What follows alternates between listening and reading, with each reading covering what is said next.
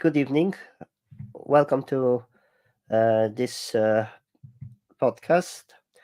With me, Shukeel Chohan, speaker, trainer, coach, and activist.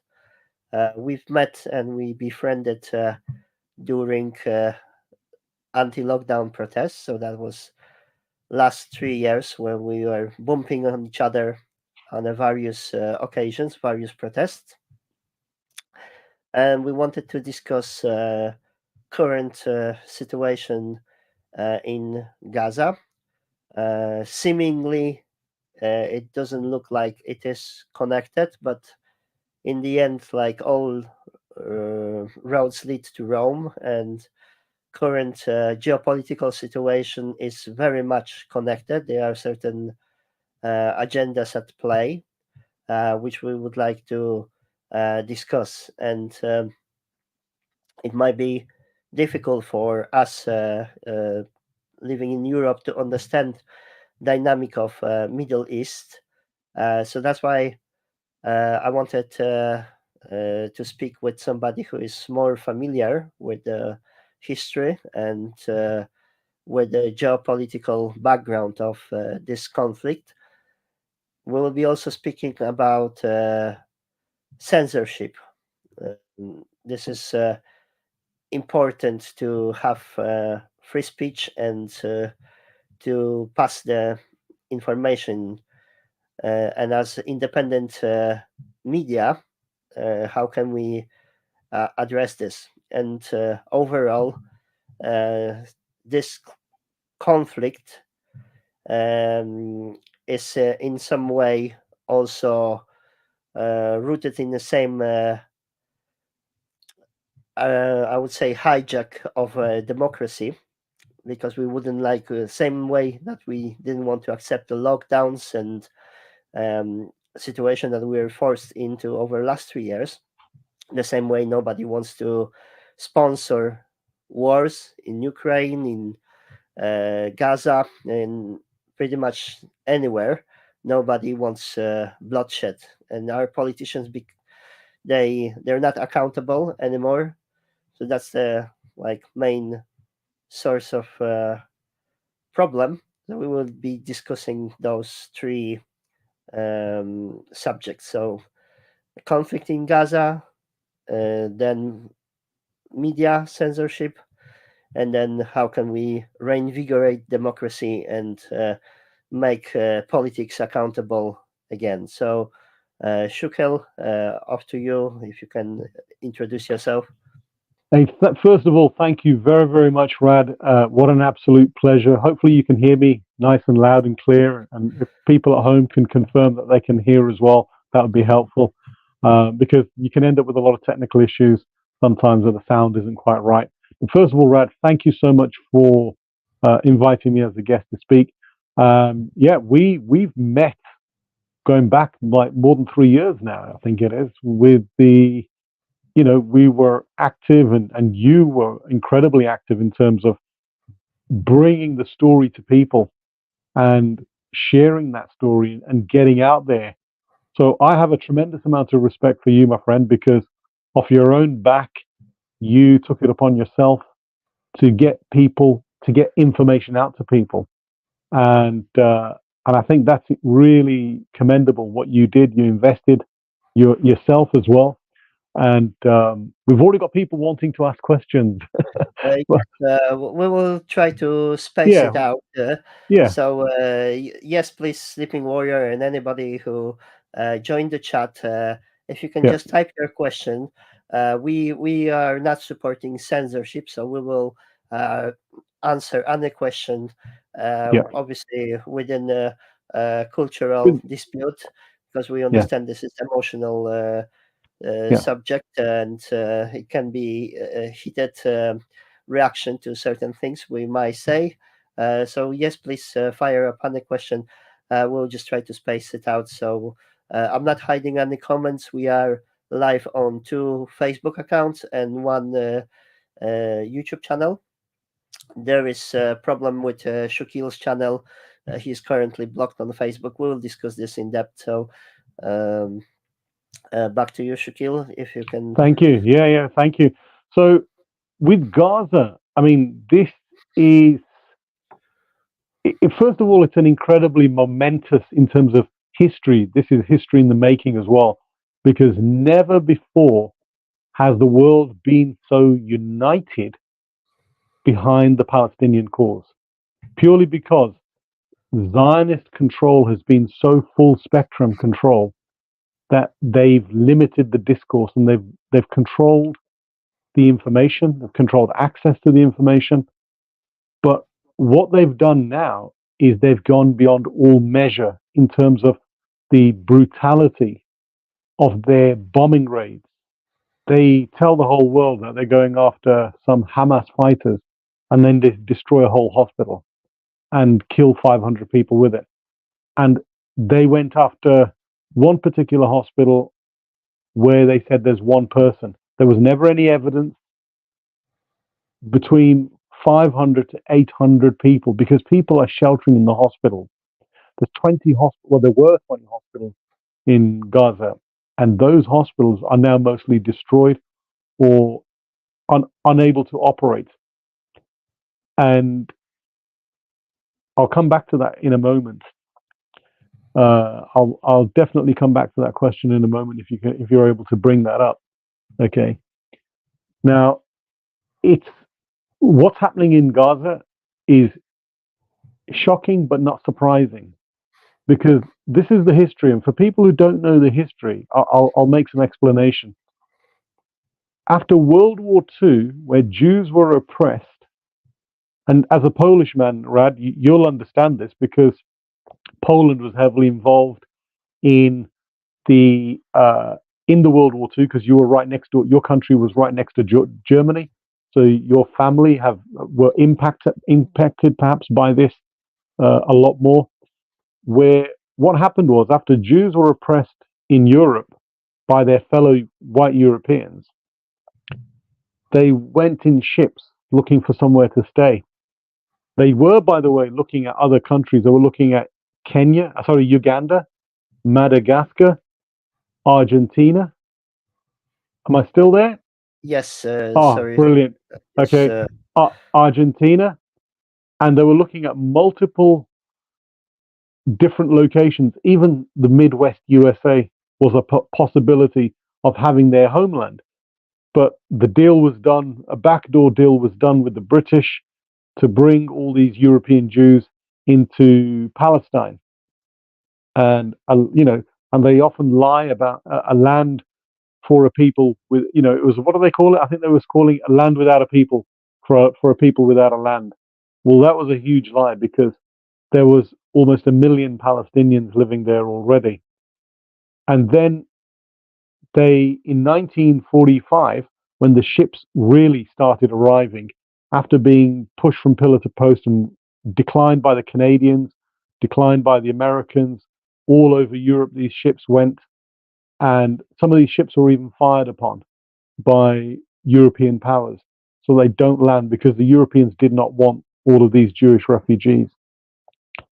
The Palestinians, perhaps they did not know what was going on. They took them in as refugees. They actually gave them a safe place to be, because these ships were coming in overloaded. I mean, there were thousands and thousands of people on these ships, and they were literally overloaded. And they had big banners painted on the side. The Germans stole our dreams and our lives.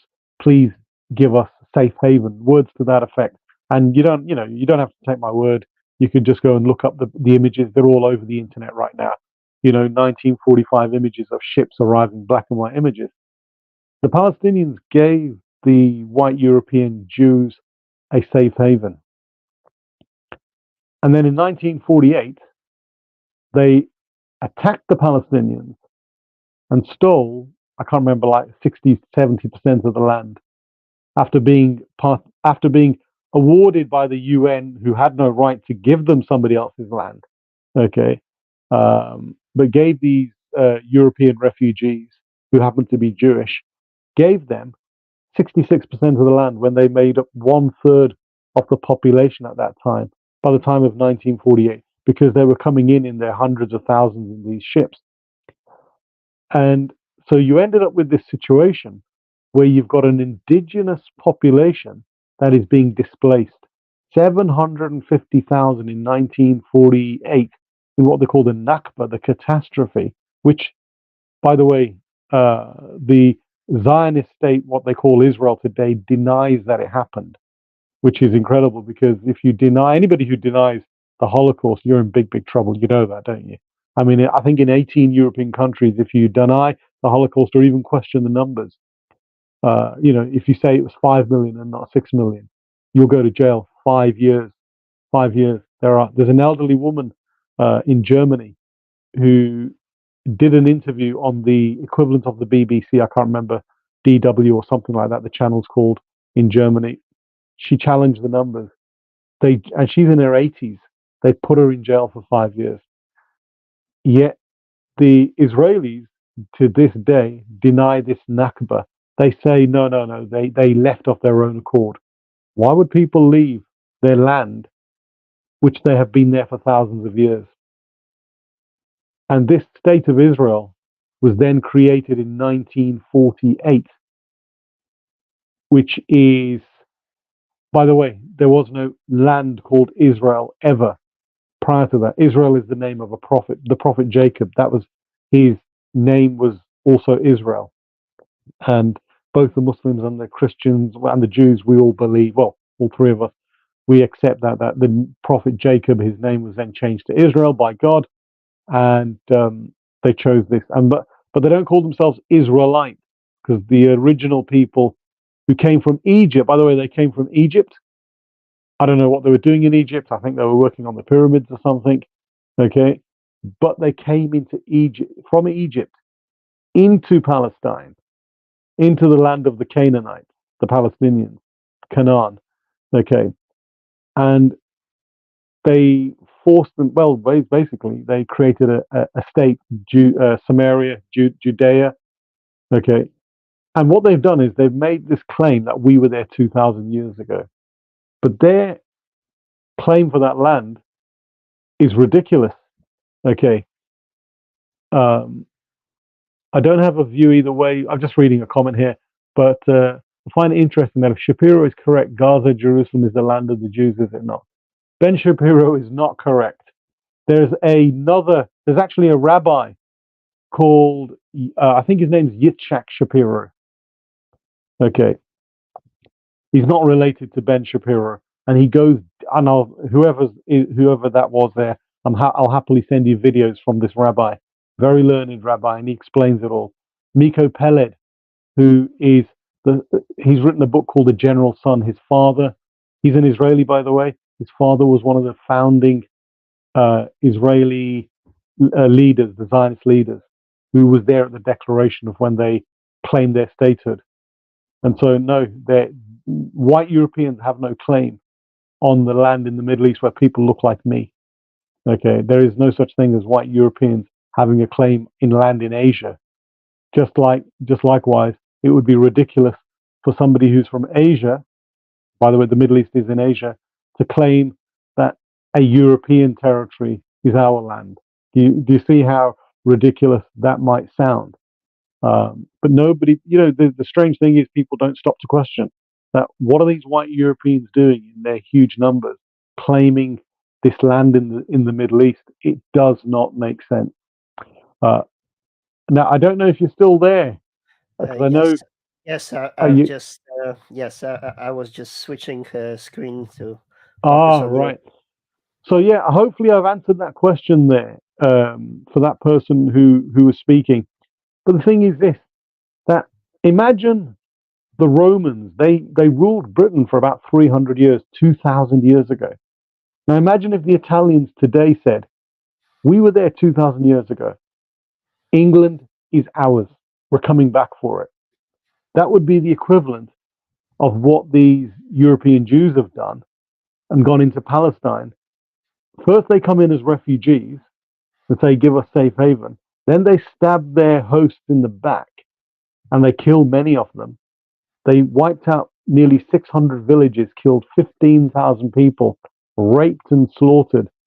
I mean, there's a video, there's an Israeli documentary called Tantura, there was a village called Tantura, and the old Israeli soldiers are laughing about how they machine gunned the Palestinians, they raped the women.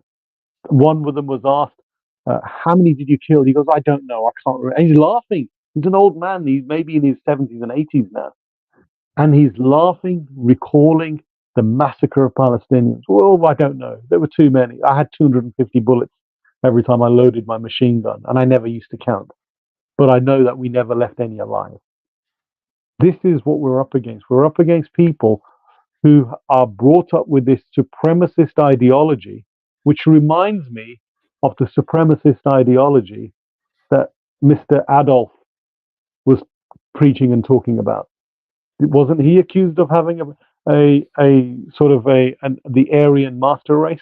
Well, we've got the same that's happening now. We've got this ideology where people are preaching that, and we've got footage now of their military rabbis telling them, "Go in, you are the chosen people." Netanyahu, or Satanyahu as I call him, by the way, no disrespect to you, but he's Polish. His name was Benzion Milakowski, uh, a very Polish name. He's not a Palestinian. He's not a Middle Eastern man. He's a white European. Uh, they changed their name, and this historically they were known as the name changers or the name stealers, because they'd steal the names of other people to take on new identities, to take on a Middle Eastern identity, and hence the name stealers. And a lot of they're all East Europeans. That Ukraine was probably where the majority came from. I think the majority of former Israeli leaders are all from Ukraine, maybe, and some from Hungary and Poland as well. Um, but their origins are from the Khazarian Empire, which stretches across from parts of Turkey all the way through to Russia. So about 1,200 years ago, they were a very powerful empire, and they converted. And there's lots of information. People can go and do their own research on that.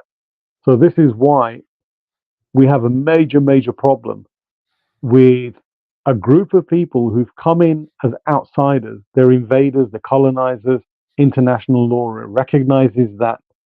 But because of their immense lobbying power, and if you look at the most powerful lobbying groups, especially in the USA, it's APAC, the American Israeli, I can't remember what the PAC refers for, but they're the most powerful lobbying group. And this is why the Americans, although Kamala Harris said we have to stop the slaughter and there's too many civilians being killed, because now, I mean, the numbers of dead are over 20,000. I think it was 20,000 about a week ago, and just in one day alone, earlier on the weekend, 700 Palestinians were killed in a single day with their bombing raids on hospitals and refugee camps and schools. And none of the claims that they've made have come to fruition. Every claim they've made is a lie. The Haaretz is a... Sorry, go on. On that, because we've got this narrative where we were told that Hamas attack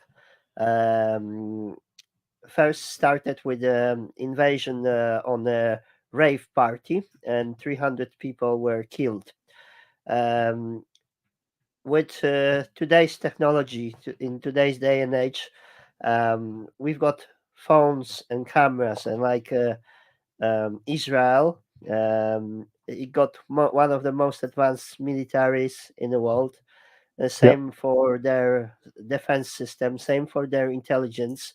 How can they say that they had no information, and then that kind of operation successfully penetrated the border without raising any alarm with all the infrastructure? Why there is no footage that would present that? I can't imagine today's concert without people streaming, taking videos. Where is evidence of that? Because we can see contrary. We can see it's literally Instagram is flooded. That's to my surprise. And you've mentioned TikTok. That's the channels that we will least expect. But they are unable to censor, like YouTube, like Facebook. Their algorithm, they're still allowing the content, so people are now finding. So contrary to narrative in mainstream media, our social media are just flooded with videos of bombed buildings, with torn bodies of children, and we can see just like how ridiculous is that narrative with outright lies that were debunked, like 40 beheaded children, rapes. It's like when I was speaking, I did another podcast about Gaza before this, and gentleman I spoke with said, "How come on a space of 6 or 8 hours, Hamas allegedly broke in, took hostages, raped women, beheaded babies?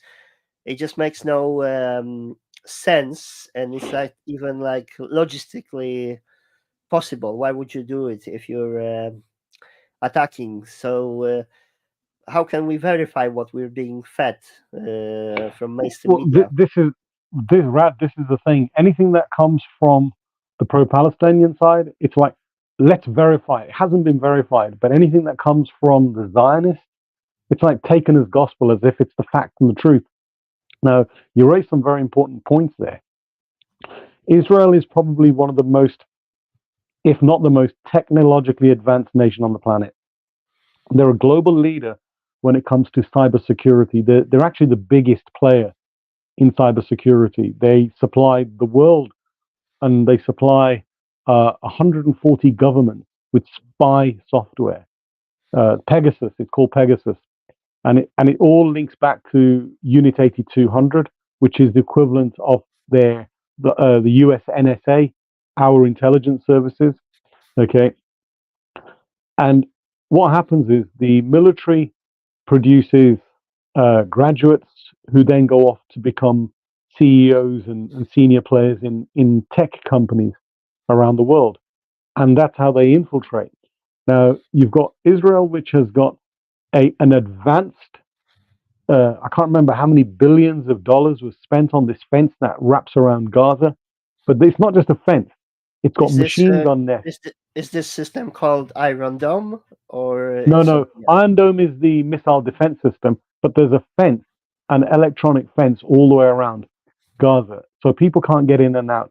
The moment, I mean, I'm speaking to ex Israeli soldiers, and they're saying, Shakeel, if a sparrow, a tiny little bird, or a mouse came near the fence, it would trigger alerts. Machine guns would stop. They've got automated machine guns, autonomous machine guns. They're robots.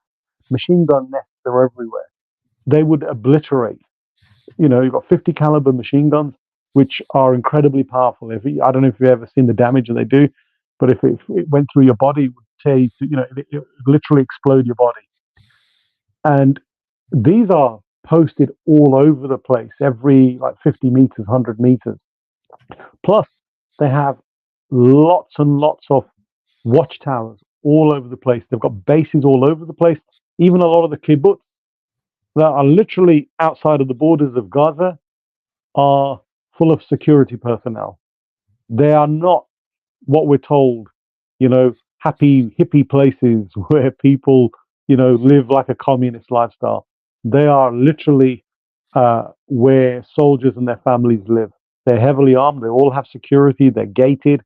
They've got security cameras, CCTV, everything.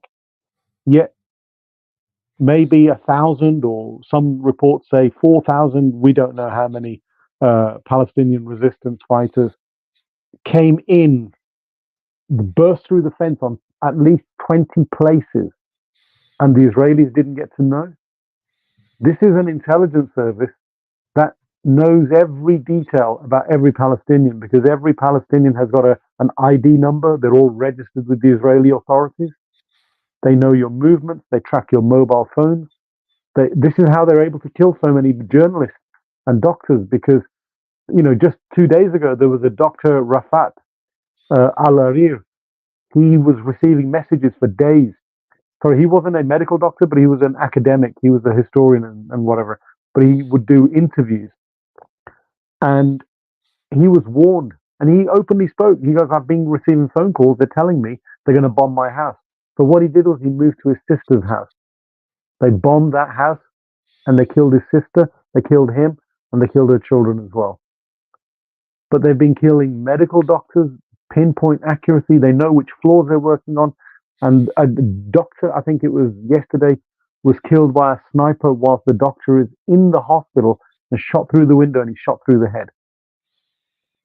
There isn't a nation on the earth that is doing this in any wars that I can recall. I'm in my 50s now. Even if we look at the Russia-Ukraine conflict, if you look at the number of civilian casualties or child casualties, I think about 500 children have died in the Ukraine conflict, mostly Ukrainian children. Okay.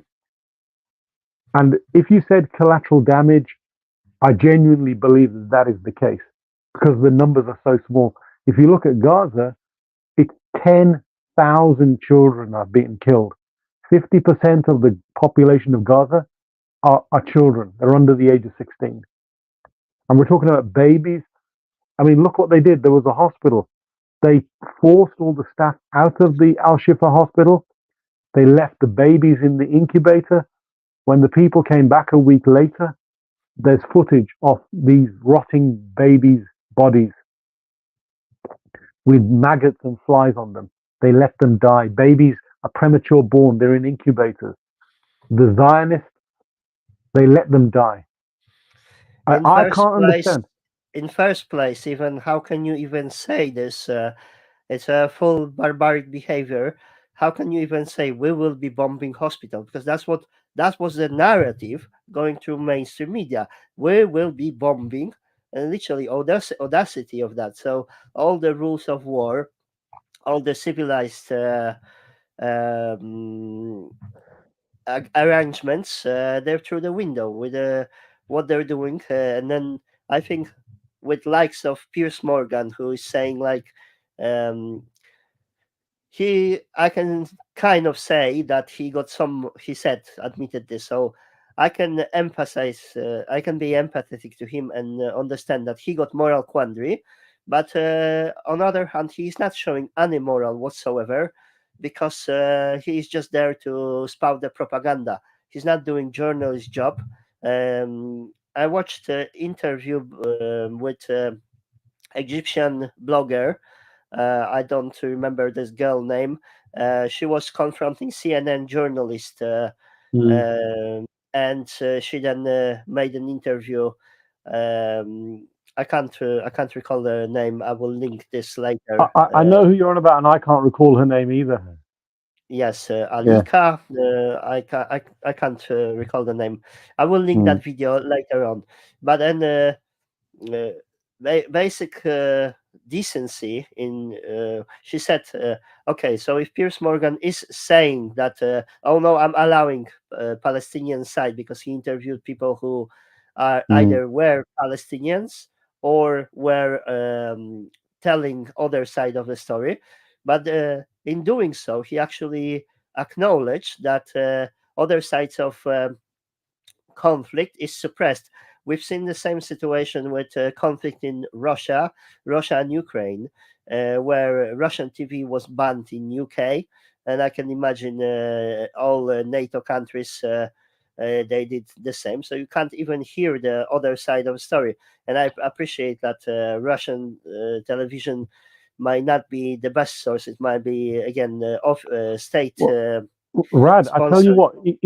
Let me say, in Ukraine, where I was getting my information about day-to-day battlefield positions was from American and British journalists, independent journalists like you, who are on the ground, who are able to go to the front lines. I mean, there was a phenomenal American former Marine.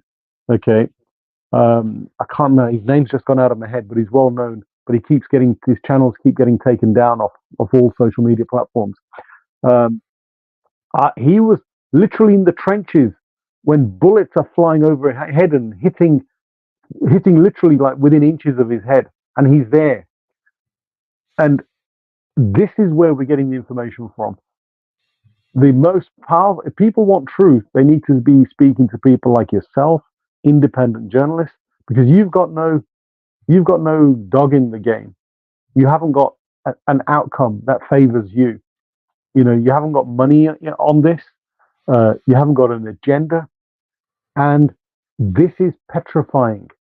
The mainstream governments are petrified. Mainstream media is petrified. Look at how many journalists have been massacred. 70 to 80 journalists have been killed. It's the most amount of journalists ever killed in the shortest space of time because they're being targeted. Yet the mainstream media is not saying a word. The only time when anybody spoke up was Reuters. One of their journalists was deliberately killed, and they came out with it. They actually said it, that our journalist was targeted. Their family, the whole family was wiped out. Okay. An Al Jazeera journalist, he spoke up. The head of Al Jazeera in Palestine, in Gaza, his whole family, his children, he buried them. And then within hours, he's back on reporting again. The resilience of these people and the faith of the Palestinian people is totally something else. This is a problem of our time. Authoritarian governments, power that control politicians. Democracy isn't what it used to be. There's no accountability by politicians. And if we really dig down, last 3 years they were about pharmaceutical business. Now we've got military industrial complex conducting Making a huge amount of money. yes, conducting wars in Europe, conducting war in Middle East, and literally, I started following channel by Shahid Bolsen, Middle Yep, Nation. He got very thorough analysis of Middle East politics he's very good. Yeah. and I just follow him because I'm not familiar with that region, and he's very balanced. And same like I happen to be Polish, and literally I live. My hometown is a triple border of Poland, Belarus, and Ukraine. We got Oh wow. place where three countries got shared border. That's where I'm from, and even though I live at the border with Ukraine, I wouldn't feel qualified to say about Ukraine because I'm not familiar with the region. I'm not familiar with their history, so I wouldn't make my comment at that time when the conflict Mm. started. But what was obvious for me was instant censorship, like we've seen since COVID era began since 2020 that you're only allowed one narrative. So, for instance, with Piers Morgan, it is will you condemn Hamas?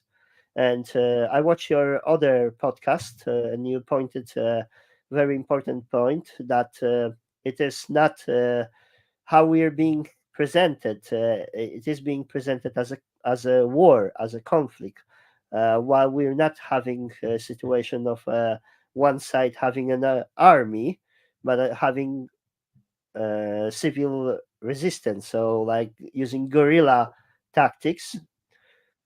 Well, If you imagine can, like, say for if you example, can like you, explain people, explain that side of yeah, story. I will. What is situation in occupied Gaza? What's the state of Palestine? How can they use this? Why it is wrong information that we are being told that this is Yeah. war? So let's say for example, look, if we look at Ukraine and Russia, you've got two very. I mean, Ukraine is apart from Russia, Ukraine is the biggest military in Europe. Okay, or it was until I mean, the Russians have mostly neutralized it now. And sadly, the Ukrainians have lost about 500,000 men because of corruption from NATO. But if you look at those two nations, you've got two armies. They've both got air forces. They've both got navies. They've both got hundreds of thousands of soldiers. And they're fighting on a battlefield and they're fighting face to face. And I got generally speaking, actually this will build up what you're saying now will be answering that question that just came through chat. Do I condemn Hamas? I'll condemn Hamas when Piers Morgan condemns Israel for their massacres, for their occupation. Who gave the European Jewish refugees permission, white European Jewish refugees, permission to go and occupy land in Asia, in the Middle East, and then kick out the inhabitants of that land and then kill them in hundreds of thousands? Hundreds of thousands of Palestinians have been killed. Would this person condemn? Imagine this, when Germany invaded France and occupied, they neutralized the French army and they occupied France. There was something that gave rise, and it was called the French Resistance. If the French Resistance members were caught by the Germans, they were executed as terrorists. Britain supported the French Resistance. We armed them, we supplied them, we gave them intelligence information. We lost many of our own people in supporting the French Resistance, the French underground. Okay. Would you call the French underground a terrorist group? Because the Germans called them a terrorist group and they executed them if they caught them, because they were killing German officers and soldiers and German families. Because when the Germans came, they didn't just come with their soldiers, they came with their families too. So the French Resistance was killing, deliberately attacking German families as well, civilians. We never once called them terrorists. Okay, who can determine once and for all who has a right to that land? Does anybody have any right to land, or does the one with the biggest guns earn the right to occupy? We'll come to that in a moment. Okay. Otherwise, that's the law of the jungle, isn't it? The person with the biggest gun. Why can't people live in peace and live in their own land? When Germany was finished off by the Europeans, by NATO, well, not NATO, there was no NATO at the time, but when the European allies had wiped out Germany, killed off most of their soldiers, okay, there was no problem for Jewish people in Germany. They could have stayed. They could have created a safe haven. In fact, they could have given them a whole region of Germany and said, "This is your country. Take it. You deserve it. You've been massacred by these Germans. We've now vanquished them. We've killed millions of them. They're no longer a threat. Have this section of Germany. It's all yours. You don't have to relocate and pack up." Yeah. Plus, you're white Europeans. You don't do so well in the desert. Do you realize the place with the second highest skin cancer rates in the world? Guess where it is? Occupied Palestine, Israel, what they call Israel. They suffer the second high. Rad, you're a white European. How long do you think you'd last in the desert? Yes, you mean like you'd look like series of Idiot Abroad with tourists getting sunburned. I was in Morocco and I struggled to cope with the climate for this instance. So generally speaking, I won't get sunburnt. I'll tan, I go darker, but I can't get sunburnt because I've got my natural skin protection. So these people who claim that they're from this land, their physiology proves they're not from there because they get skin burnt. They get sunburnt. The sun burns them. They suffer the second highest rates of skin cancer in the world. You can check this, and this is reported in Israeli newspapers. Haaretz is one of the biggest daily newspapers in Israel. Times of Israel, they have it reported too. So this is what's happened. I've just lost my track there as well because it's very. So going back, how the Hamas came to life, if we can explain that, then how they came to. Maybe this will help people to understand what's the difference between what we are being painted is like two equal sides are fighting. So what is the disproportionality, if you can point on that? Well, first of all, on the Israeli side, you've got an army that has got unlimited weapons supply and money from the Americans. So whatever the Americans can give them, they give them. F-16 jets, F-15 jets, F-35s, ammunition for their tanks. They've given them everything, technology. A lot of the technology the Israelis use, it's American technology. A lot of it's stolen American technology as well, because the country that's the biggest espionage spy agent against the Americans is the Israelis, not the Russians, not the Chinese. And this is official. The Americans acknowledge that the Israelis spy on America more than anybody else. Okay. Then on the other hand, you've got Palestinians who are living in the biggest open air concentration camp, nearly 2.5 million people in a tiny slip of land called Gaza, the Strip, who they've got no way of getting in and out. They don't have an airport. They don't have a seaport. They had an airport. The Israelis bombed it years ago, decades ago. They control their food. They control what comes in. They calorie counted to make sure that they just have enough to survive. Okay. And they can literally control everything that comes in. Basics, everyday essentials are really very, very hard to come by because they don't let them in. And if they do get them in, they smuggle them through tunnels from Egypt. But then a lot of those tunnels they filled in with with concrete. And so you've got a group of people who've made their own small weapons. They made their own RPGs. They managed to get rifles, but they've only got small light arms. They don't have any tanks. They don't have 2,000-pound bunker buster bombs. They don't have any aircraft. They don't have any naval ships because the Navy has ships parked off the coast of Gaza, bombarding Gaza. They're carpet bombing. Excuse me. 60% of all buildings in Gaza are now flattened, destroyed. Imagine. Just recently, I read article about one of oldest mosque being grounded, obliterated, and just to coming back to MSM, where Israel is saying like we will be bombing hospital. Like, how can you even accept that kind of statement? Imagine, Rad, imagine if the Russians had said, we think there's Azov battalion, which are Nazis. Yeah, the whole world knows this. Very conveniently, our media have forgotten that huge numbers of the Ukrainians are literal Nazis. They have tattoos on their body, Nazi tattoos.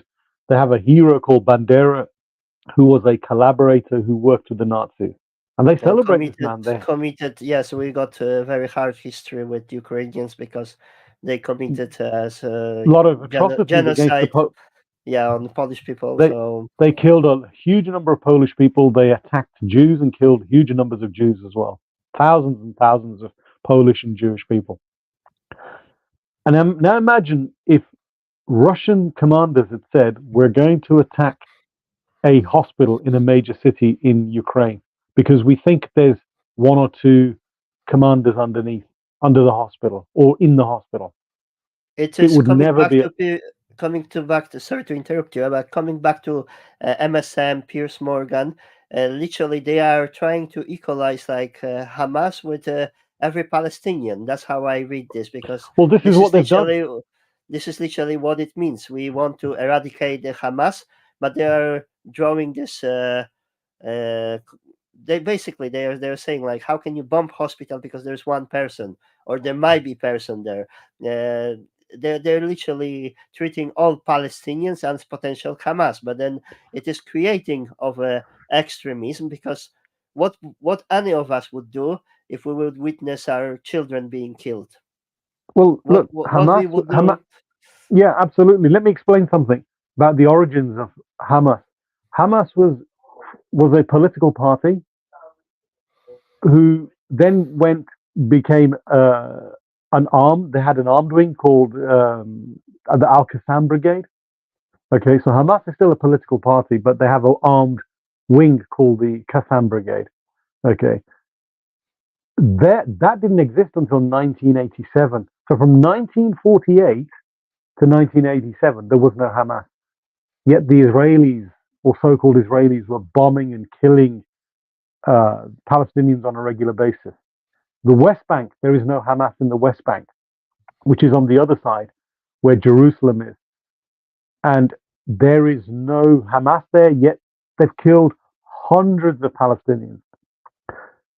Itamar Ben Gvir, a right-wing racist, openly says, kill the Arabs, okay, massacre them all. He openly says this. He's part of the government. He's a government minister. He Now, gave weapons. He gave on weapons to the on to that the settlers. on that, to be fair to both sides, there is also in mainstream media narrative that Hamas claims that one of their objective is to eradicate Jews. No, it's not. It's a Is lie. this true, or it's outright play? It's an outright lie. They've never had this is a repeated lie. And people, because the media repeats it, people repeat it. And I see this all over social media. Oh, Hamas have said they want to kill all the Jews. But that's Well, why we're talking, and we can yeah. provide people with more insight and like see show them where are they being manipulated, where are we being manipulated. Um, All I've said is anybody who can prove it, bring the evidence. They say it's in their charter. Well, if it's in the charter, prove it. Bring that charter, and I'll accept it if it says that. But it never said that. It talks about the Zionist occupiers. So it doesn't talk about Jews anywhere else. Hamas or the H group, okay, and the Qassam brigades. Their focus is only on their own land. There's, I think, 15 or 16 million Jewish people in the world. They don't really care about the other 6 or 7 million or 8 million that live anywhere else. They're concerned with those who occupy their land and their territory. And they've now, on many occasions, have said, we accept the 1967 borders. There was a war in 1967, and there were some borders established. But the thing is, what the Israelis have done, they've allowed mostly settlers from New York. They're all from Brooklyn with American accents, okay, who claim to be Semites of the Middle East, and they put them in encampments all over the West Bank. That territory is now broken up. It's impossible to have a continuous territory. So the only solution, from my point of view now, is a one-state solution where everybody. Okay, I agree. It needs to be sorted out. It seems to me that both sides insist that Gaza belongs to them, but there is no objective truth to establishing this point. One force of fighting will always be there. Um, it's a very defeatist attitude, that is. The land belongs to the Palestinians. The Palestinian history dates back to at least 3,400 years. Even the Jews accept, or the Israelis accept their history goes back 2,000 years, because they say the Romans called it Palestine. can you Um, talk more about one state solution approach, what that yeah. would entail? Well, look, one state solution would entail all of the people living as one nation where everybody is a citizen, yeah, where nobody is a occupied person, nobody lives out there as a second class citizen. They're not living under apartheid, because there is apartheid going on. Yeah, there are places where only Arabs are allowed, and there are places where only the Jews are allowed. Okay, put an end to this. I accept that there's millions of Jews now have come in and flooded in from all over the world. You know, I could convert to being a Jew tomorrow and then claim that that's my land too. Seriously, I'm a Muslim. I could convert. Rad, you could convert to being a Jew, and you would then qualify for something what they call the law of return. This is ridiculous. But what I say is, if it would be fair if it was one man, one vote. But the thing is this: they have a very racist ideology. The Zionists, they have a supremacist. They are So Jewish supremacists. They will never allow this. so And the now two this states. is big So differentiation between Zionism and Jewish yeah, people, yeah, and anti-Semitism. And like, sorry to interrupt you, but I explained, my town, hometown, is a triple border, and we actually, Poland, we hosted Jews for a very long period of time. right, My very hometown is known as city of three cultures, where we had um, Catholics and Jews and Orthodox living together peacefully for centuries. Mm, We've got yeah, temples, mosques, churches, Orthodox churches. everything. That's part of our culture. So I'm not buying into argument of being anti-Semitic, where you are criticizing the war, because that's what people are now seeing, the audacity of political power, of power behind. Like, if you can maybe explain what's the interest. Like, we heard about BlackRock wanting to rebuild Ukraine, so that implies they need to destroy Ukraine, and that's multi-trillion It is. contract, or for that something that didn't happen yet, like rebuild something that is there. So you're implying that they want to destroy this. So, like, this was uh, knowing the enemy, I would say. That's what Shahid Bolson pointed out, because we tend to Yeah. think that it's individual countries that are at play. We think it's Israel, we think it's USA, we think it's Ukraine versus Russia, etc. Or we even think organization like NATO, so it's NATO against Russia. I was thinking initially, like, the conflict at Ukraine is a conflict of NATO against Russia, because they need to keep dialectic going. They need constant war to keep their status quo, because they are redundant. I mean, there is no Cold War anymore. There's no need for NATO in that regard. They were opposing force against Soviet Union, so that dynamic was changed. So now I was thinking this is war against Russia, proxy war, because they couldn't go into open conflict. But then I was listening to Shahid Bolson, and he pointed out that this is war against the Europe. This is destabilization of the whole Europe.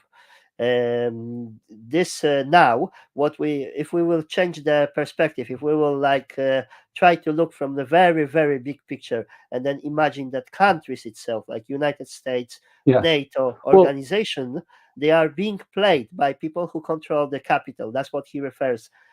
Financial I tell you, capital. very true. Very, very true. The biggest power players are not the nation states and the government. It's you can put it simply, the bankers. Okay. I genuinely believe, and there's a lot of academic discussion on this, and there's a lot of evidence for it as well, for those who care to look, that there is a plan for the destruction or the weakening of Europe. And this is why, one of the reasons why there is mass migration into Europe. Okay. All the surrounding countries from Asia and North Africa are being destabilized. And Colonel Gaddafi warned, he said, if you destroy Libya, which they did do, he said the floodgates into Europe will be open. He said, I'm the person controlling the the mass migration because they have to come through Libya, huge numbers. And he warned, he said, if you destroy and carry on this, devilish plan that you have of destroying my nation, okay, this is what will happen. And guess what? We now have thousands of people coming in on a daily basis, thousands who die as well, in their rubber dinghies and whatever. So there's a tragic loss of life, but there's this forced migration, which is being assisted by powerful money players, okay, for the weakening of Europe, because the whole globe is being rebalanced. The Great Reset, we've had discussions on this in the past about the Great Reset, and we saw from 3 years ago how the Great Reset was, using the pharmaceutical industry as well to manipulate this event that they have planned. Which is a World Economic Forum, UN, World Health Organization agenda. And The on that, even if you will really dig down and, like, take this bigger picture approach, like, bigger perspective, even those organizations, they are just pawns. They are being used by what this gentleman Bolson referred to as owners and controllers, which you're referring as bankers yeah, of a global financial capital. Uh, this is important to explain this, because those people are not involved in any production. They are making their money. on financial operations. So for them, like destabilization of region, war, It's manipulating huge. interest It's rates, huge. Yeah, they're hugely creating profitable. money not just of thin air. They are just multiplying money for that reason. This is not real production. So that something is being manufactured. It's a pure speculation, pure gamble. But this is in turn, it's basically costing people's life, and I think that's the bottom of our problem that we've got, because it's all ties together at that issue. Because our We've politicians, got they don't work for us anymore. They're hijacked. Mainstream media, they're hijacked. And nobody wants to sponsor war. Nobody wants to support war. And we're being trapped in this tyranny, dictatorship, those plans like Great Reset, etc.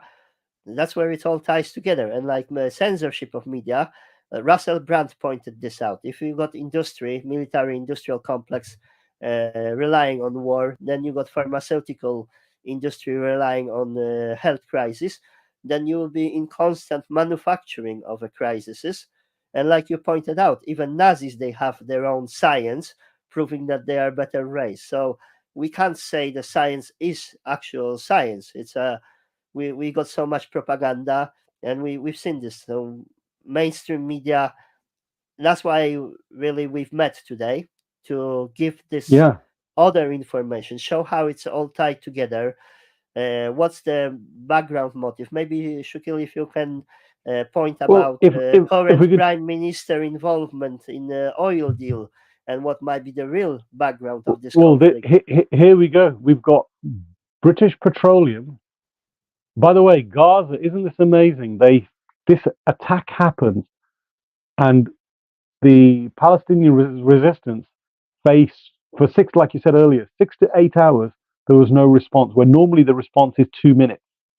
Okay, aircraft are flying, thousands of soldiers are arriving because they're literally just around the corner. They're on their bases. There's dozens of bases all along.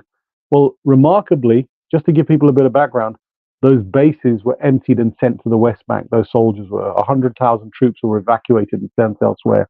Now, amazingly, the deals have already been done for oil and gas. Guess what? There's huge reserves of gas and oil under Gaza and in the sea, just off the coast, in the Gazan ocean territory. And BP has a contract with the Israeli government to mine this oil and gas. Rishi Facilitated by Infosystem. Infosys, a tech company that Rishi Sunak's father-in-law and his wife, who's a shareholder, whose wife is a billionaire in her own right. He's the richest politician ever in the UK. He's worth hundreds of millions himself. Okay, and his wife is actually more than a billionaire. Her father is a multi-billionaire. Infosys is an Indian tech company that they're a major shareholder of, and Infosys has got a $1.5 billion contract with the Israelis and with BP to provide tech support and tech services, and in data, etc. Now, this means Rishi Sunak, our unelected dictator, the little boy who he literally looks like a schoolboy in a school uniform. I'm pretty certain the suit that he wears is what he used to wear in his school days because it's so tiny and tight. I could probably hold it like this. Okay, he's unelected. He's our prime minister. If he'd ever gone to a vote to the British people, there's no way the British people would have elected him. Absolutely no way. Okay, this man is so arrogant, and then now it's also come out that during COVID, when these discussions were happening about the lockdowns, and there was concerns about the numbers of people dying in care homes, he said, "Let them die." And people have confirmed this. That was in the WhatsApp chat. He said, "Let them die." Okay, we're up against people who are part of huge corporations run by powerful money interests. And if you look at the Rockefeller agenda, they talk about economies and countries will be controlled by corporations. And this is what's happening. And this is all this trend of privatization. And what people got to understand is everything that is happening today was planned years and decades ago. Nothing happens suddenly out of the thin air. It doesn't work like that. You know, everything is planned, everything is very strategically positioned and placed. And all of the events that we see, I mean, major politicians have often said it, there are no coincidences. There's no such thing as a coincidence when we're talking about geopolitics and things happening on a global level. And one of the major contributors to that, he just died last week, Henry Kissinger, probably the most evil man of our time, responsible for the deaths of about 30 to 40 million people. He was behind the wars in Vietnam and Laos and uh, all the other invasions that the Americans had done. He was a major advisor to the American government. Okay, and so when he died, I had a moment of celebration, but in reality, it makes no difference because his puppet that he trained is Klaus Schwab. He was Klaus Schwab's mentor. Klaus Schwab went to university in the USA where Henry Kissinger was his tutor and told him everything that he needs to know. And that's why Klaus Schwab runs the World Economic Forum and openly tells us we will eat bugs and I we will would have to get.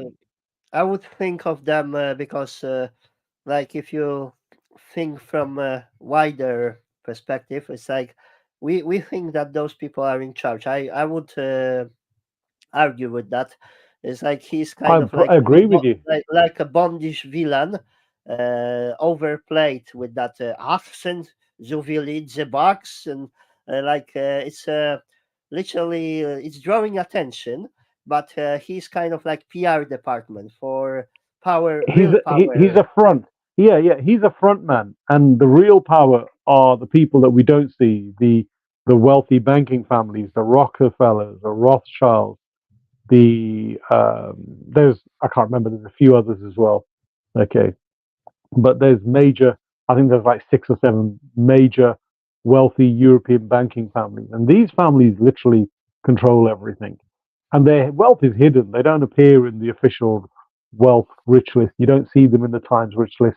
You don't see them on Forbes being mentioned because their wealth is hidden, which is what they want. They don't want their positions to be known.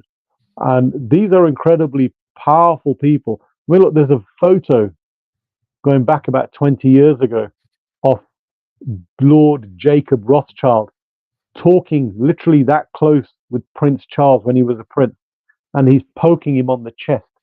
Imagine that.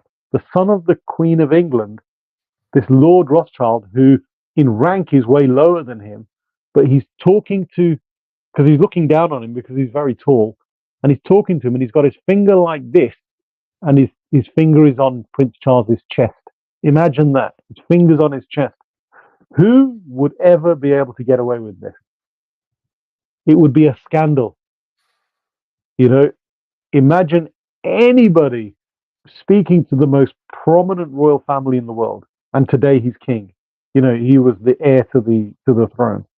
Okay, I this think just shows the power that these people, tremendous, the tremendous power that they have, and what they're allowed to get away with it. what I think we should point now is that the narrative is collapsing with 2020 COVID. It woke so many people up to what is going on. Like we've never heard about this, but like you've mentioned, nothing is accidental. Those policies, those agendas, they were in making for decades now, and what we're aiming is like end of capitalism and new hybrid of a system, which will be in some way mostly like I would say the major structure will be fascistic, where you've got unelected government colluding with big business. But there is like mixture of communism where they say because in fascistic system you're still allowed private property, you're living under dictatorship, but then you still allow private property. While in those new claims, they say you will own nothing, you'll be happy. But And they're very the open with it. yes, the narrative it's exactly the same like with saying we will bomb hospital. Like we will give you 6 hours to evacuate 1.5 million people, but we will be bombing you on the way. Like audacity of that, and like now people are seeing this because social media is just now full of videos showing destruction of Gaza, You crying can't hide it. children, and you just can't hide it. And it's exactly the same like happened with COVID, where there was only one narrative, and they really pressed hard. But I think they misjudge, and this woke so many people up, like myself, where I used to be a complete normie. I never looked into how this world goes around. I just kept my head down. I was working, trying to make a living and not to cause problems. But then when I see that the game is rigged, what they're cooking for us is like feudalism 2.0. That's why I said it's a hybrid of system where we will have nothing like common people. Everything will be controlled because it was never possible. Like they say in climate issue, but they are flying private jets. One flight by private jets by Bill Gates produced more emission than you and me would create over a lifetime In a of driving lifetime. cars. It's unbelievable. You know, I tell you what, you touched on something very important about this feudalistic system. In the feudal system, you had the landowner who owned everything, and he would take the majority of the crop. And the people, the farmers, the peasants, the serfs, would have just enough to survive. And they've got this. I mean, they were very open. The World Economic Forum, Klaus Schwab's organization, who's unelected, they're not accountable to anybody, but they're all oligarchs and billionaires from all over the world. You know, the members, most Western world leaders, and not just Western, Asian, African leaders. I'm shocked at how many are graduates of the World Economic Forum. They call them the young leaders. So they've all been through, or the majority have been through the program, and so they know what their role is. And they openly talk about this system where you will own nothing and you'll be happy. They've got, excuse me, they've got an advert. Sorry, well, let me cough.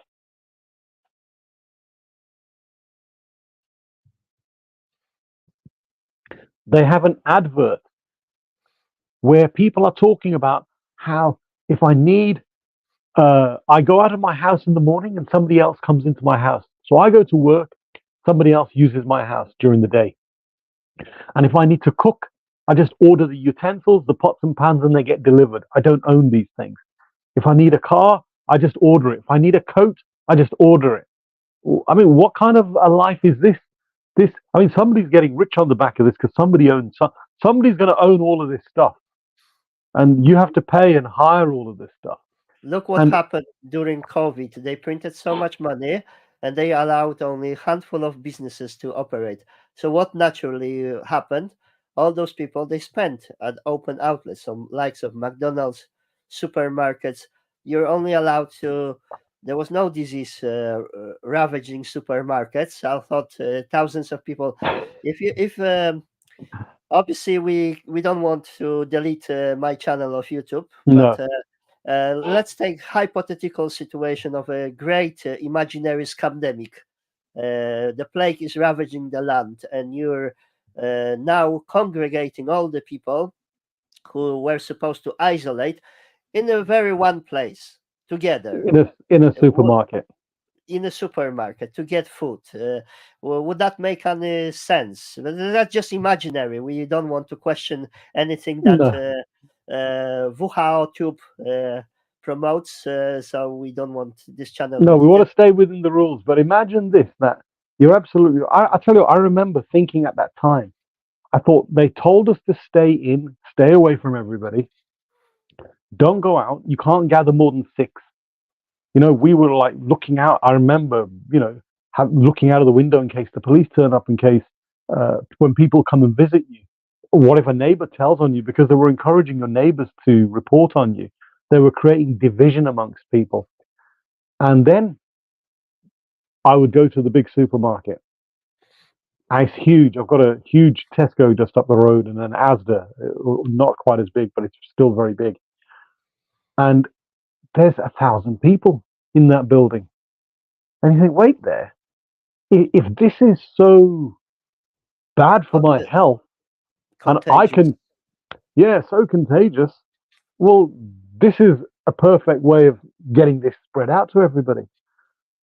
And none of what was happening made any sense. And you know what? Now we look at where we are today with all of that, and you look at the death rates that are happening today, the excess death. Even now, I tell you now, Rad, the majority of people are not aware that the excess death rates are at about two, and this is deaths that are happening over and above what we normally expect. It's about 2,000 a week. This is available on the Office of National Statistics information, okay, from the government website. Yet nobody's talking about it. There was one MP, Andrew Bridgen, who spoke about it. They cleared the Parliament building. They cleared the chamber. They were telling MPs to leave when this Andrew Bridgen, excuse me, the We MP for Nottingham, when he speaks. we know about this, and we would again, if that wouldn't be YouTube, we would be going deeper into that. But all Oh, these yeah, yeah. things, all these things coming together, extreme censorship, control of the information. This is outright outlawing the protest. We are still. I can imagine that we are still under Coronavirus Act. We are still under emergency legislation. You know what? They've not lifted, as far as I remember, the actual They emergency. Has that been lifted? I don't think it has. I think we're still under. There were Yeah. I've seen video from Parliament where they were literally laughing, extending it. For what reason? What kind of emergency do we have? So, but I'm seeing news snippets here and there that there's a new contagious infectious organism out there. Okay. And it started in China again. And the Chinese are reporting some mysterious illness that's being spread. And I've heard of reports and some King's College saying we may all have to go into lockdown. And this is just a few weeks back, that we may all have to go into lockdown. And Parliament has discussed this in recent times, I understand. And I'm puzzled as to, I mean, if anybody falls for it a second or a third time, then you seriously need your one brain cell testing, because whatever happened on the first occasion, I think it's now very, very clear. Unfortunately, we live in a society, Rad, where the majority have been conditioned and brainwashed over decades and over generations. And it gets very, very difficult to break free from that. I mean, look, a key moment for me was of where you start seeing how things are being manipulated and played was the first Gulf War. Okay, I don't know if you might not be quite old enough. You look you're a lot younger than me. You don't have any grey hairs yet. Okay, um, but the first Gulf War was very blatant over the control of Iraqi oil. Then the second Gulf War to So it's the con- second one with Tony Blair and claim of weapon of yeah, mass destruction. So yeah, maybe I'm more. I mean, I'm not in depth, just yeah. basic. So the And and then they consolidated their control over Iraq and the destruction of Iraq and the emergence of Al Qaeda, the precursor to ISIS, which never existed until NATO destroyed Iraq, okay, and stole the oil and gas and put their companies in there, and sort of privatize the oil industries again and put a central banking system. And it goes back to that, put a central banking system in there, not the nations, but the global central bank under the auspices of the banking elites. Now, there's only, I think, three countries that are left that are not under the central banking system. You've got Iran, and what do we keep hearing about Iran? Must be invaded, must be stopped, and Iran is villainized. Um, I think Cuba and Venezuela. So it's for and maybe North Korea. I think I actually Venezuela that might now be under the normal banking, the global banking system. So I think it's North Korea, Iran, and Cuba who are the three nations but that are still they're not independent. hiding this when they're saying likes of Rishi Sunak coming to television and saying openly, we need central bank digital currency. Who is the central bank? Why do you need Who is it? central institution? It was same like with response to pandemic. Every country, and we've seen Sweden emerged victorious by not following the suit. So Mm. every country had their pandemic preparedness and it would not work. So what we are seeing, the centralization of power, I think that's why people like Russell Brand, alternative media, people who really build a following, they are being now vilified because of information that they're revealing to public. Because I still believe in concept of democracy, and I feel for you. And like, look, we are so many, we are different nationalities, we're different origin. We're living and sharing one country. We've came together. We engage in activism. So many people. I literally mixed with considering this devastating plague. Uh, I must have been very lucky because I just mixed with at least 3 million people over a period of three years, and happily I dodged the You dodged plague. the bullet. I Yeah, dodged you the dodged the bullet. plague. I don't know how it happened, but it must be miracle. Well, I But tell you what, we were, and we met at some of the biggest. We were there when there was 1 million people in London. Okay, and we didn't get ill from any of that. Okay. I, Um, I'm a shy person. I'm quite you would call this introvert, but I never hooked so many strangers in my life, like between 2020 till 2020, mid 2022. Uh, yeah. it's just amazing.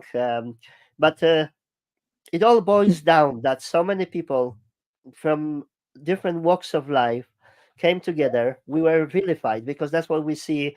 Like the mechanism of propaganda is to first is to label person, is to dehumanize because that way people cannot resonate with you as a human being. So they Well, will look what say they did. They dehumanized the Russians, and every Russia was now the enemy number one, and Palestinians. This now is Palestinians are the enemies. and conspiracy theorists, anti-vaxxers, it's exactly the same weapon. You It was, dehumanize the human by sticking the label.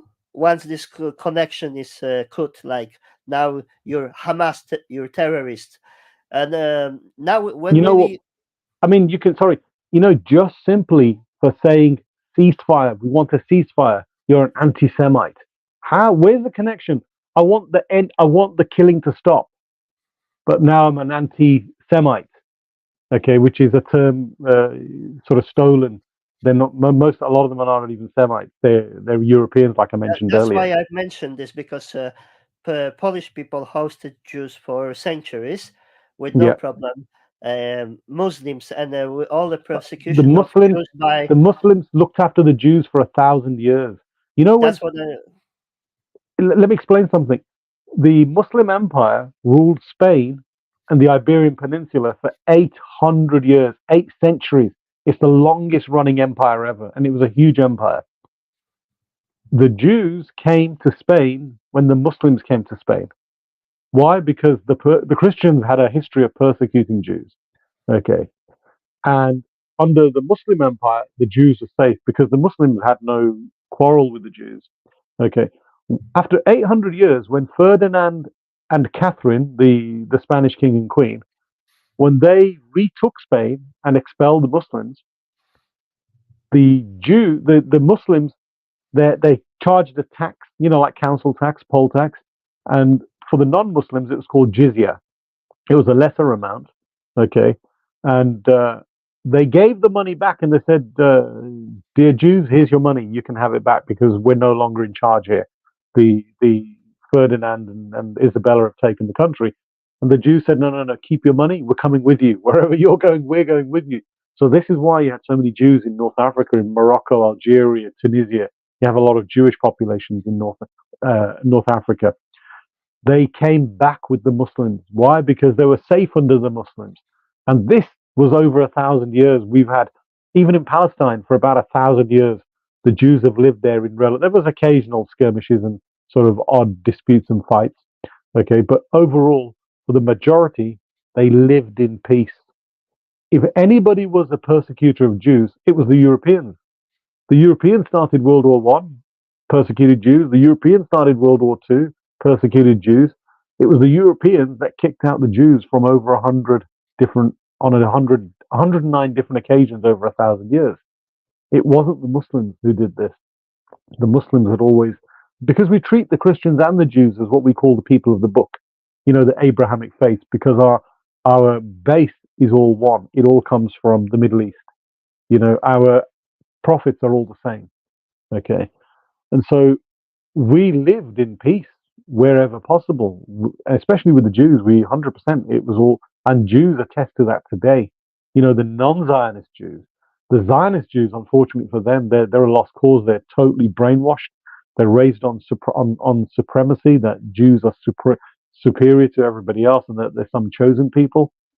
The non-Zionist Jews, they don't have this ideology, and so there were so many. I mean, even like Jews who were protected in Tunisia, Algeria during World War II, when the Nazis were in North Africa, they were persecuting Jews there as well. And I think it was the Moroccan king saved thousands of Jews. There's 40,000 Jews in Iran. Imagine that. The second biggest population of Jews in the Middle East outside of Israel is in Iran. But the Zionists keep talking about how the Iranians want to wipe out all the Jews, which is a load of nonsense. Because if they wanted to wipe out Jews, they could start with their own population of Iranian Jews. The Iranian Jews don't want to go to Israel. They know what it's all about. They know what this murderous, treacherous Zionist entity is all about. They're happy and they stay where they are. Some of them have moved, but in the 1940s and 50s, some of them went there. But the ones who went often talk about how they made a big mistake because they were brown-skinned people.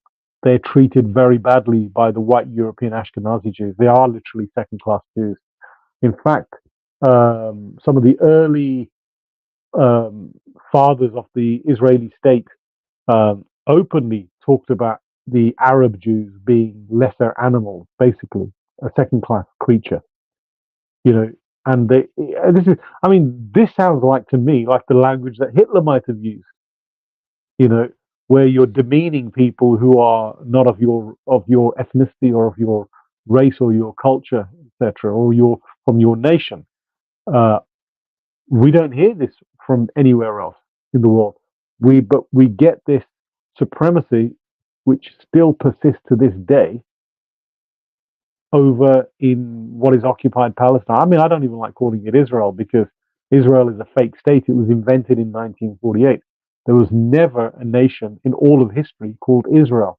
They keep telling us they've gone back. But this is just, I would say, emotional story that we are being sold. But then the brute reality is that they got plans of putting a channel through Gaza.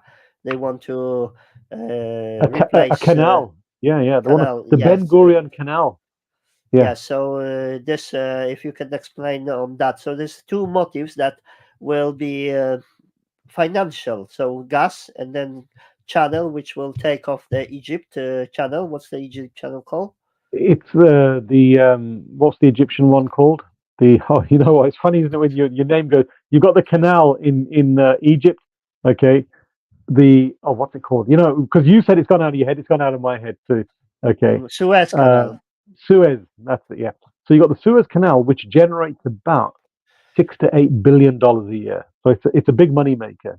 Okay. It's and trade between Africa, the countries, and huge amounts of, because it's a shortcut, so it doesn't have to go all across Europe. It comes out into the Mediterranean and it goes across to Europe. Now, what the Israelis have planned, and this is since the 1960s, is they've called it the Ben Gurion, who was one of their early prime ministers.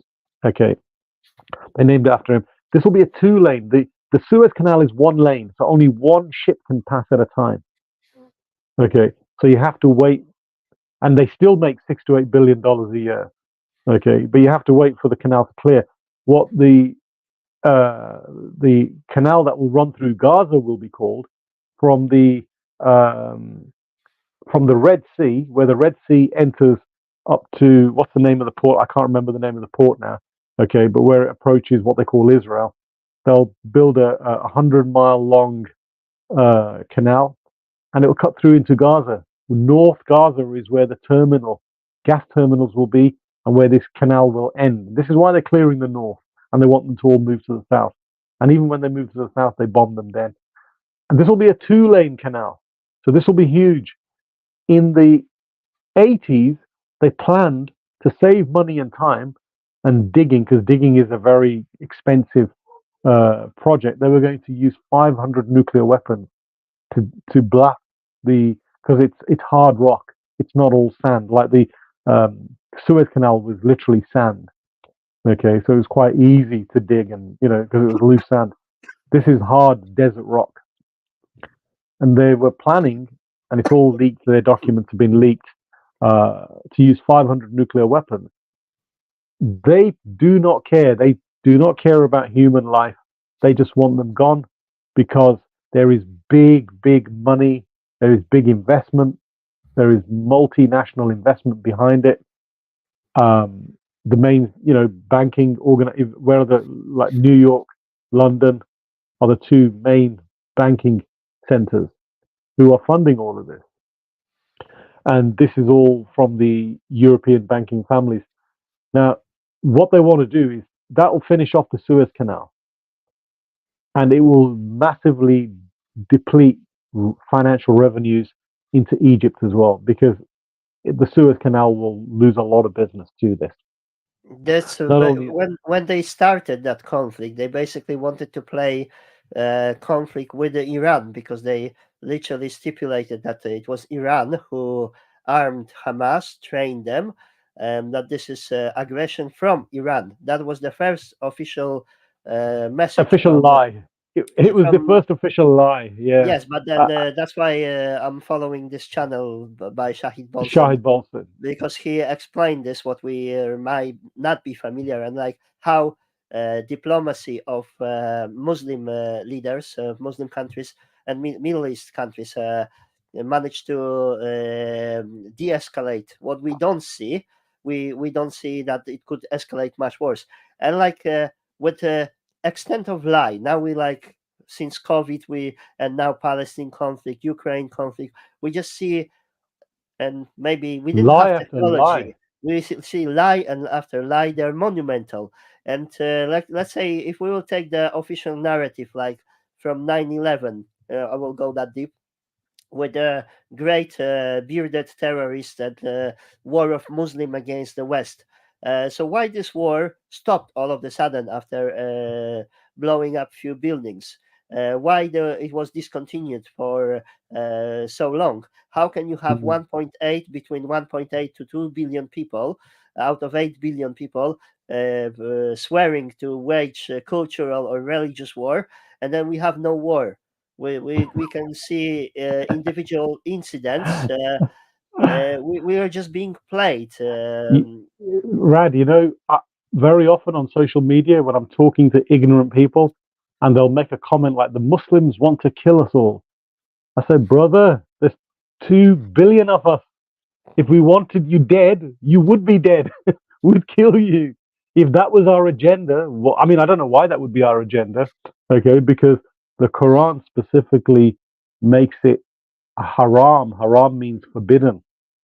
Okay, we have very strict rules of engagement that you But cannot, you mainstream know, media paints everything in opposite. It turns everything on well, its head. So I, white I, is black, black is white. Good well, guys it are goes back to, terrorists. I'll tell you what, you just said something very important about the mainstream media, and earlier we talked about the conditioning. Let me give you an example of this conditioning. Do you remember the movie Back to the Future? Yes. Jamie Foxx and I can't remember the name of the nutty professor who built that DeLorean car that can send him back to the future, yeah, Hmm. or into the past and whatever. That movie, there's an unusual scene, and I remember being a youngster. I might have been at school or college at that time. He sat in a car park, and they're about to go somewhere. Out of nowhere, a VW camper type vehicle appears with an open sunroof with what looks like Arab looking Muslim fighters with machine guns shouting all sorts of nonsense. And they've approached his car park and they're shooting at Marty, who's the character. And I'm thinking, what's the relevance of creating this scene? Because you've got these bumbling Arabs in a minibus shooting and obviously they don't hit anybody because Marty presses the button and the car buzzes off.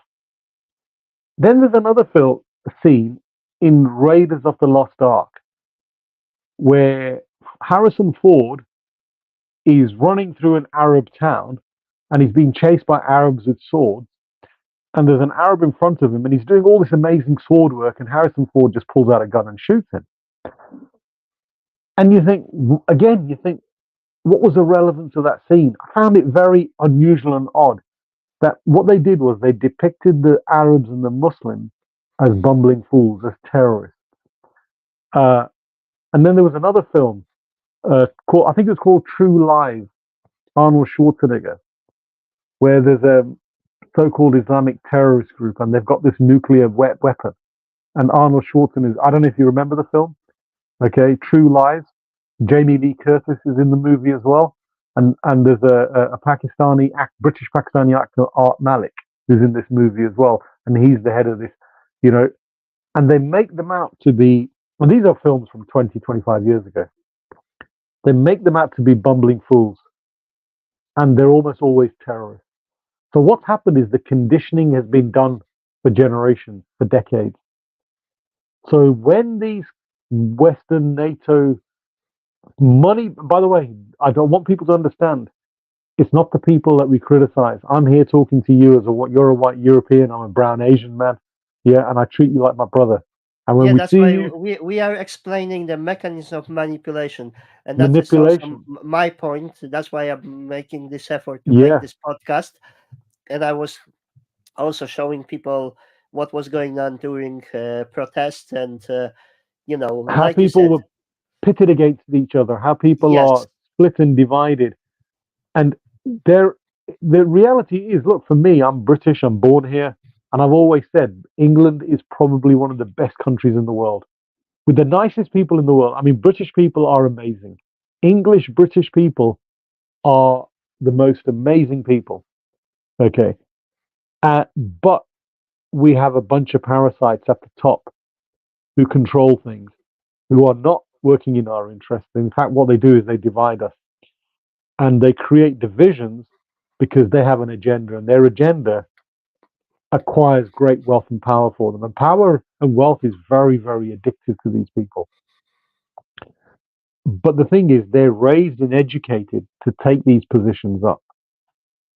So they know from a long time who is going to be. That's why you have the World Economic Forum and their WF Young Leaders program, where Tony Blair was a member of it, Trudeau, even Putin, which really blew my mind to hear that Klaus Schwab openly boasts about Putin being maybe he's gone a bit rogue and he hasn't followed the plan. Okay, because that's what it seems like. I have a lot of time for President Putin.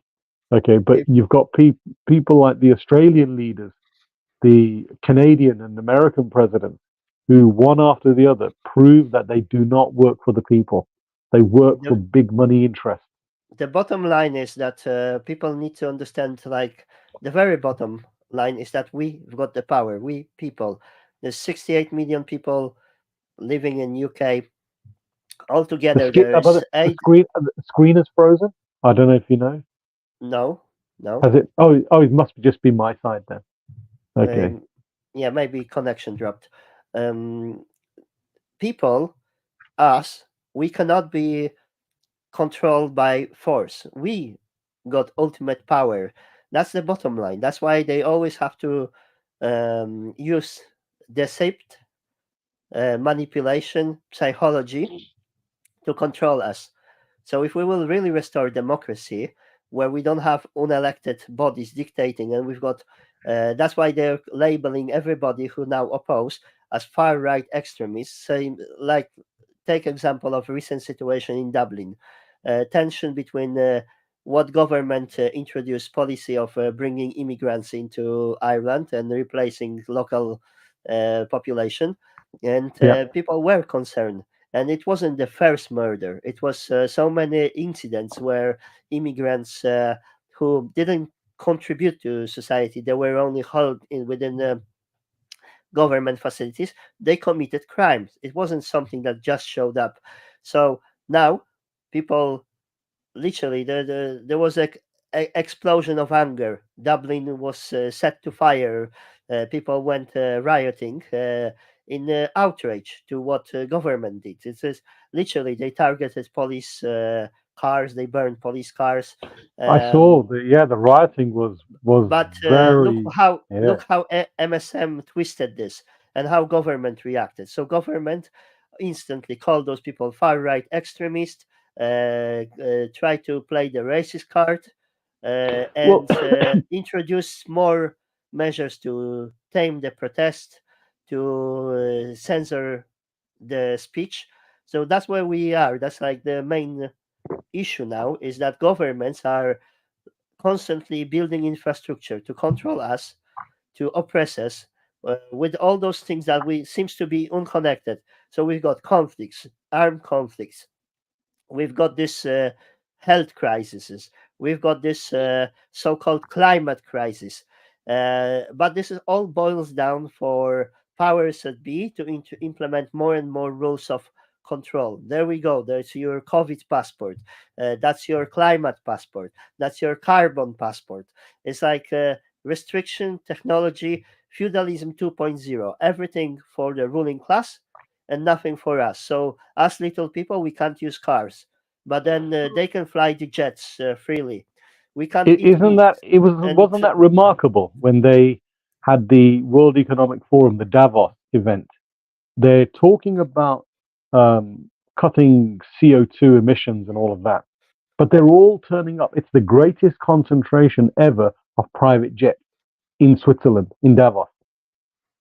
They do this event every year, and I mean, if you believe in this thing about the CO2, which I'm yet to see any evidence of this.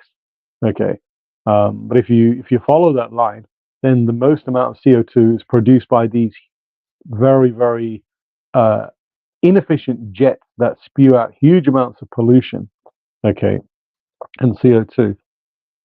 But they're telling us that we must be controlled, like you say, with the central CBDCs. For anybody who doesn't understand that, that's digital currency, a central banking digital currency. Now, I quite like. all form of governments needs by their ways they need to be centralized. One World Health Organization. So how come, let's say, situation and climate in Iran is so much different than in Poland, and it's so much different than in UK? So how come when allegedly we will face some sorts of infectious disease, why should we have centralized response? We're so It doesn't different. make any. I Doesn't mean, make any sense. absolutely. I mean, here in Europe, we have what do they call it? A very temperate climate, and the response would be different.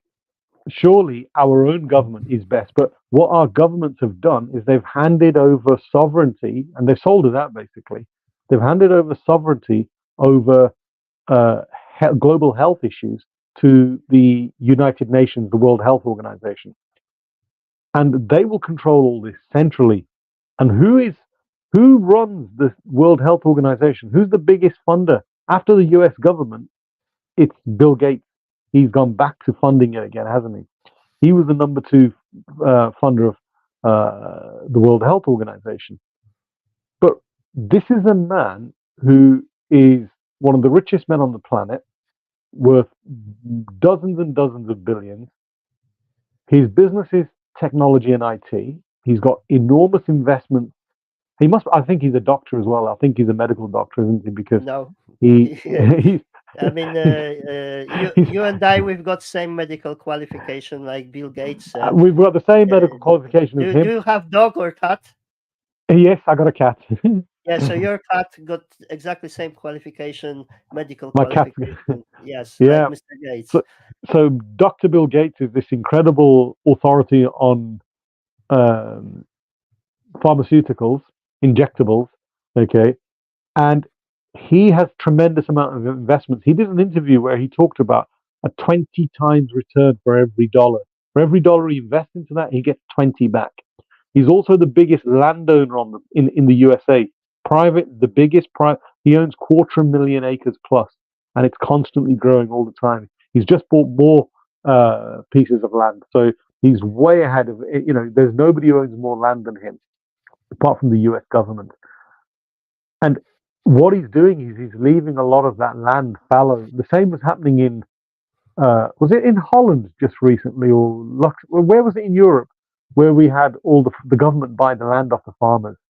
I mean, Okay, yeah, the war against farmers is Holland. They say Holland. it's about Ho- reducing fertilizer, but Holland is one of the biggest producer of food in Europe. Well, I didn't realize Holland is uh, Holland provides 80%. Is it 80% of all agriculture for Europe comes from Holland? I was staggered because Holland is quite small. Okay, but they're very efficient farmers, and they've destroyed the farming industry there because they've bought the land back. That land will be left fallow, meaning it won't be farmed. We saw all sorts of incidents on food and farming factories and slaughterhouses, and they were all going up in flames in the last 2 years for some Look, for mysterious reason. instance, at UK, there is no mum and dad shops anymore. You got only 10 major supermarkets and maybe Yeah, 20 corner shop brands, and they are all parts of the same network.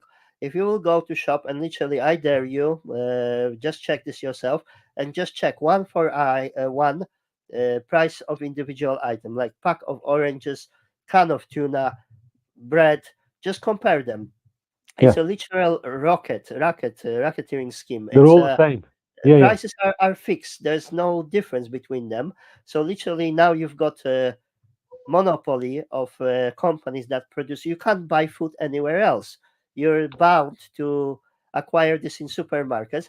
And when you like conspiracy theorists in me, that's a new development since 2020, now see that supermarkets quietly they installed. And again, you can check this yourself. Go to local Asda, maybe not the small one, the big supermarket Asda, and enter Mm. the shop. When you will be entering the shop, you will realize that there are already gates there. There is a big screen. When you enter through that gate, you will see rectangle drawn around your face. I've seen this in Morrison's. I've seen I've this, seen it. It's on the screen. They're and it's scanning your face. and it says recording. So how long it will take when they will say, I don't know, maybe there will be another deadly virus flying around, and they will introduce because they already installing the gate, so like control lights, and you will be only allowed to enter if you got relevant pass. Digital ID, it's all coming together. Likes of Rishi Sunak, unelected Prime Minister of UK, who is boasting that he's, I mean, the World Economical Forum got him on his page as that's our lad. Then we've got dual party opposite, Keir Starmer, who is saying that his allegiance is not with Westminster, but with Davos. World Economic. You know what? This is staggering. He actually said this, didn't he? He literally said it that his allegiance. He puts more emphasis on Davos, World Economic Forum, Klaus Schwab, the Bond villain, okay, the real life Bond villain. Um, this is unbelievable that the media don't challenge this. That But he then literally, literally conflict of interest, where we've mentioned. So Rishi Sunak involvement in Infosys is much deeper than this because Infosys is developing, guess what? CBDCs and digital ID. yes, So yeah, if we understand now the infrastructure, the layman terms would be if you will go to any shop and now you will pay by card. If I will give you banknote or some coins and I will buy, I don't know, apple from you, right? I will give you £1 just for argument's sake. Yep. If I will pay you by card, then payment operator will take few pennies off you. So you will not get £1. You will get, say, 90 pence, and they will take 10 pence of you for processing that transaction. So why you, local Apple seller, you have to pay 10 pence to global entity like Visa, etc. Well, if I will give you that coin, you will get the whole £1 for your goods and services, right? So if you will think about digital ID, it will be exactly same digital ID. So then every single transaction, whatever you will do, you will be tracked, and everything will be monetized in some sense. So every action. it will cost because for you to be processed, there is cost of running that infrastructure. It's a business that never stops. I tell you, people don't understand the impact. Most people are fast asleep. They don't understand what will happen when this digital currency comes in, and if they can get away with it, they'll do it because the plan and the infrastructure is all being prepared. They've already confirmed. The Bank of England have said this is going to happen. They can switch off if they listen. It'll be like China. In China, yeah, they have this thing called the social credit score. If you're not a good citizen, if you said something against the government, etc., they'll switch off your currency. You can't utilize your money. They'll control where you fly. In fact, they already want to limit you to one flight a year, and eventually have no flights. They'll This limit year, this already week, in it. this week, I read article that your ability to charge your electric car, which they want Yeah, to push everybody into electric vehicles, will be limited to your social credit score. So, for yeah, instance, people like you and me who attended the protest, who are troublemakers, we will go to petrol station or charging station, and we can be refused a service yeah. So or this is board on it or on the bus if there will be digital ID everywhere, checkpoint Charlie on every single door you will ever come through, and it will either display green or red light. That's what people don't understand. So next well. time, You and I were in Oxford earlier this year at the. I think you were there, weren't you, in Oxford? yes, yes, Okay. There, they created these charging zones, 6 zones. They split Oxford into 6 zones where you cannot go, and this is unbelievable. This I cannot believe is actually happening in what is supposed to be a free country. They have limits of how many times they can leave their zone. I think it's 100 times a year, and beyond that, they have to per pay. They have to get a per family. So if you got per family of family. five, you got only 100 rights, and they will say, no, no, it's just a conspiracy. No, like conspiracy, but then you will pay. You will be taxed to death for every time you will exceed 100 times, and This then is happening in England.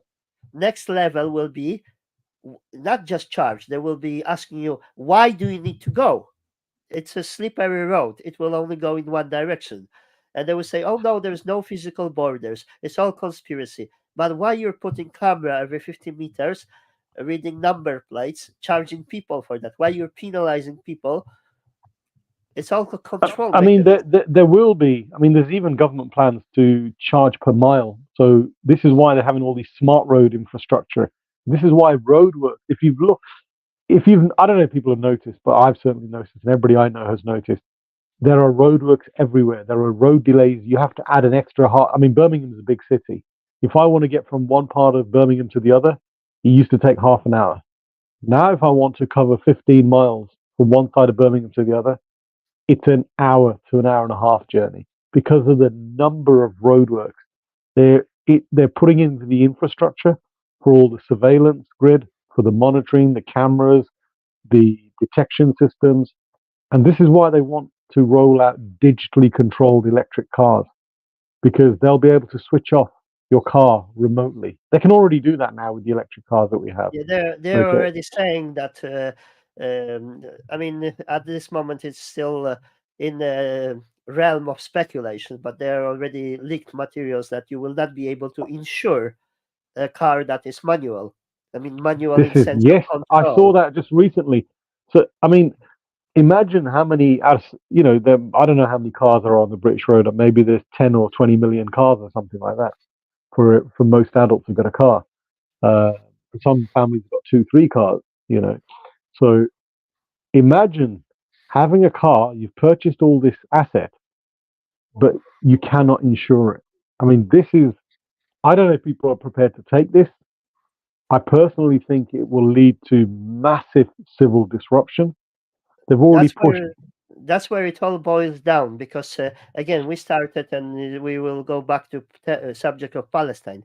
All this is now being revealed. It's now all in open, but this was going on for decades where they were preparing this and we were just being unaware, we were uninformed.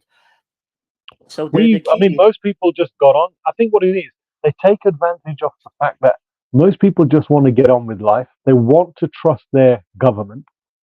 Yeah, But the they system most is people. designed that you have to work 40 plus hours plus commuting. So you're spending 50 hours. The couple needs to work. You need to give your baby, children to state institution to be indoctrinated. You got two adults working together and you're barely struggling to meet the ends need. The system is designed to keeps you running constantly like To hamster. keep you down.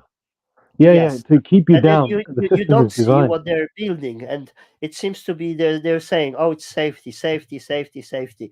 That camera is for your safety. There is even joke that you better, if you get stabbed in London, you better be stabbed on the bus lane, because if you will enter bus lane, you will get ticket within 48 hours. You will get penalty.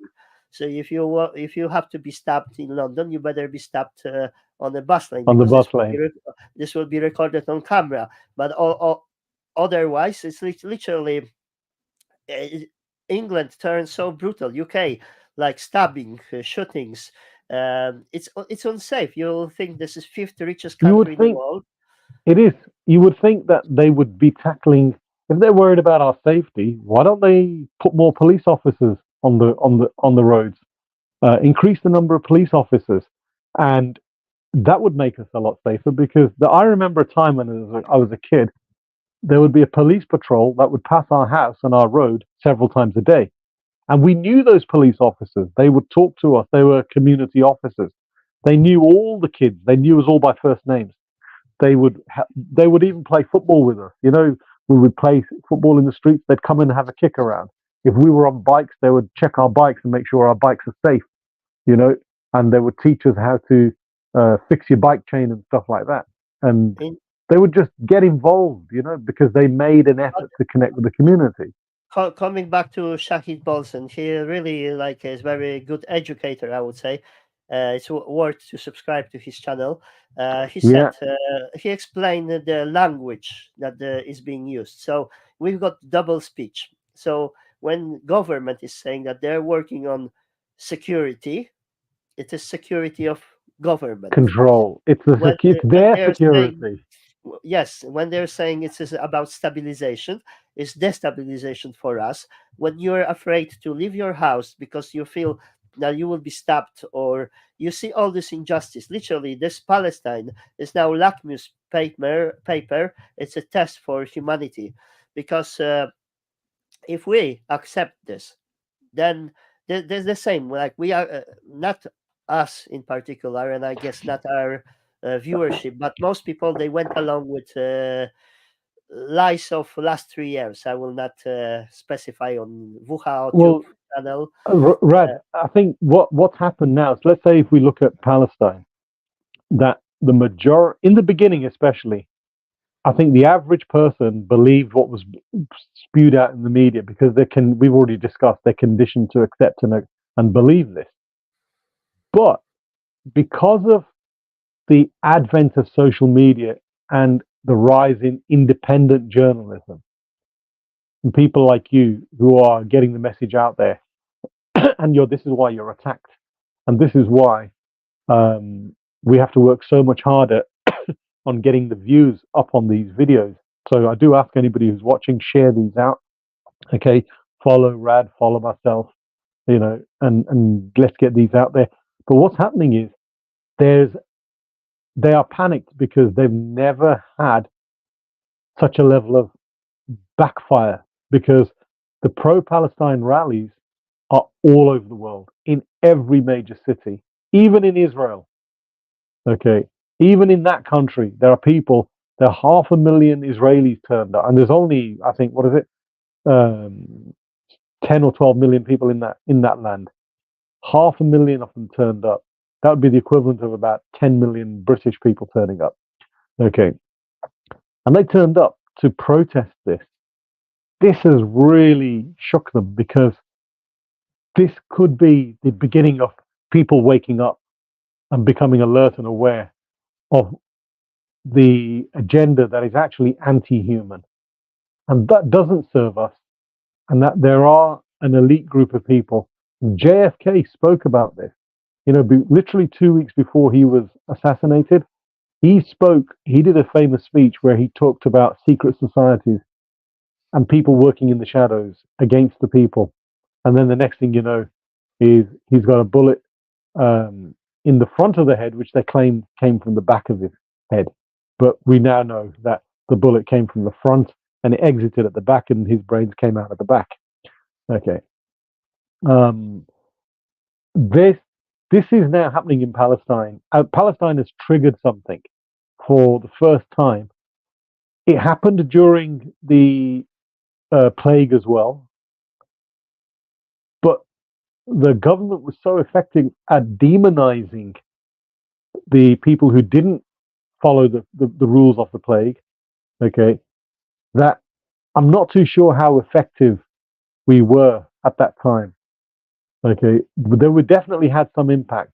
But I think what's happening now is the narrative they're spinning now of, because for those people who look at global geopolitics on a bigger scale and what the grand plan is, and also those who might be religious will understand something about the significance of the Holy Land. We call it the Holy Land.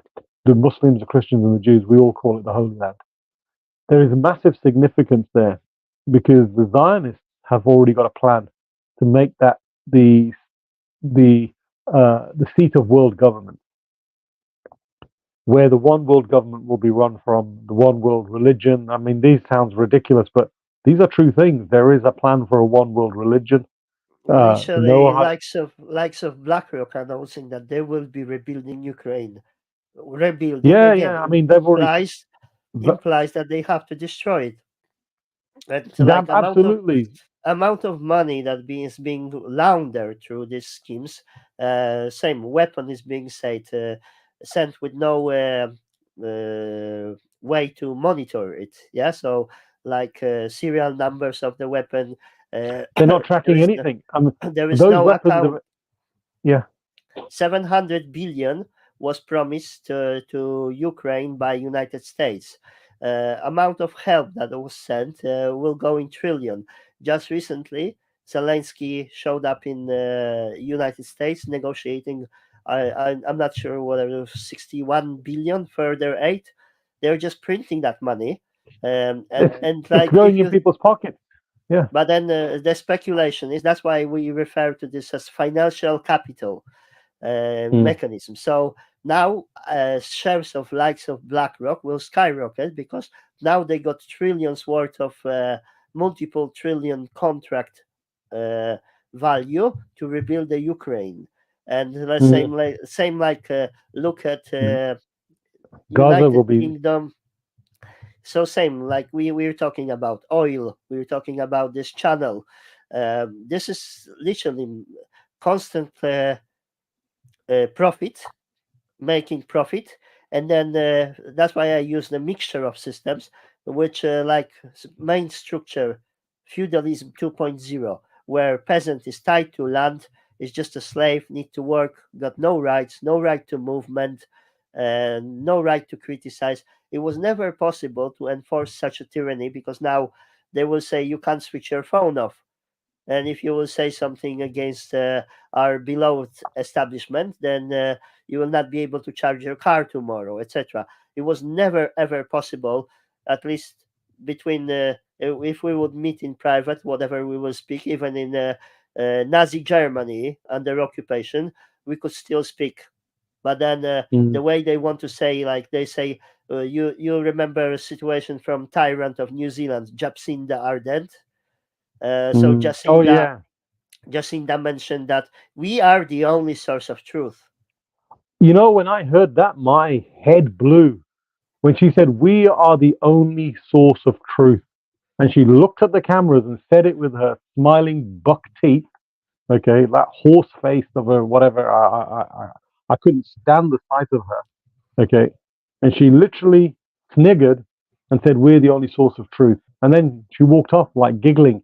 And I'm thinking, this is a woman who was elected by the people as supposedly the gentle side of politics, a woman, Yeah, not a tyrant. she even had a book like Ruling with Empathy, something like that, and Yeah. she's absolute opposite to empathy. This woman is so cold, uh, but we only got one major player who led the plague, all the plague politicians, Dan Andrews gone. Other Yeah, premiers, they're gone. It's just Justin Trudeau left. He this gentleman who said he admired China. That's another famous quote. He admired China, communistic China, for their tyranny because they don't have to mess around with democracy. They can just roll projects like that. yeah. And he was in his eighth, and that's Isn't it remarkable when, I mean, China, because of their communism and the way that they run their society, and it is a controlled society, they're openly and widely condemned throughout the world. Although they're about to be the biggest, or they might be the biggest economy in the world now. I think they may have surpassed the USA. Like, although if they're not, they will do. And that's the agenda. That's where they're on track for. But then, but the Chinese people are living under a controlled state control. Okay, I mean they have no control of who rules over them. There's no elections or anything like that. Yet for Trudeau to say he's inspired by them, and he for him he sings their praises. It's quite remarkable, isn't it? That, I mean, yeah. this Well, just he tells you mentioned thousands of people like the Canada uprised. Yeah, this was surprise, like truckers convoy, peaceful protest in Ottawa when they blocked the capital city, and he said this is fringe minority.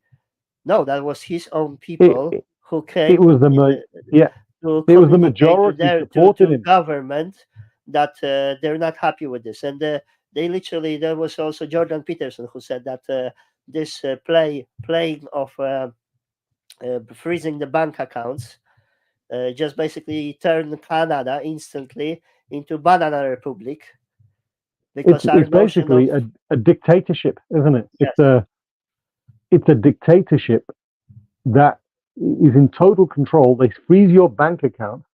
They arrest priests who stood up, yeah, but there and was then they arrested Polish pastor Arthur Polish Pawlowski. pastor. He kicked Oh out yeah, from church. Literally, his video went viral, like billions of views worldwide. amazing. And he called them Nazis, and because he's Polish, so he's familiar with communism, with fascism. So he and he's. I mean, he still remembers that era, yeah. He And like he remembers was, that. Look, yeah, I mean, I visited as a youngster. I visited Romania in the communist era, and I went there on a ski holiday with my college. But to be honest, when we went, I mean, beautiful facilities, it's a beautiful country.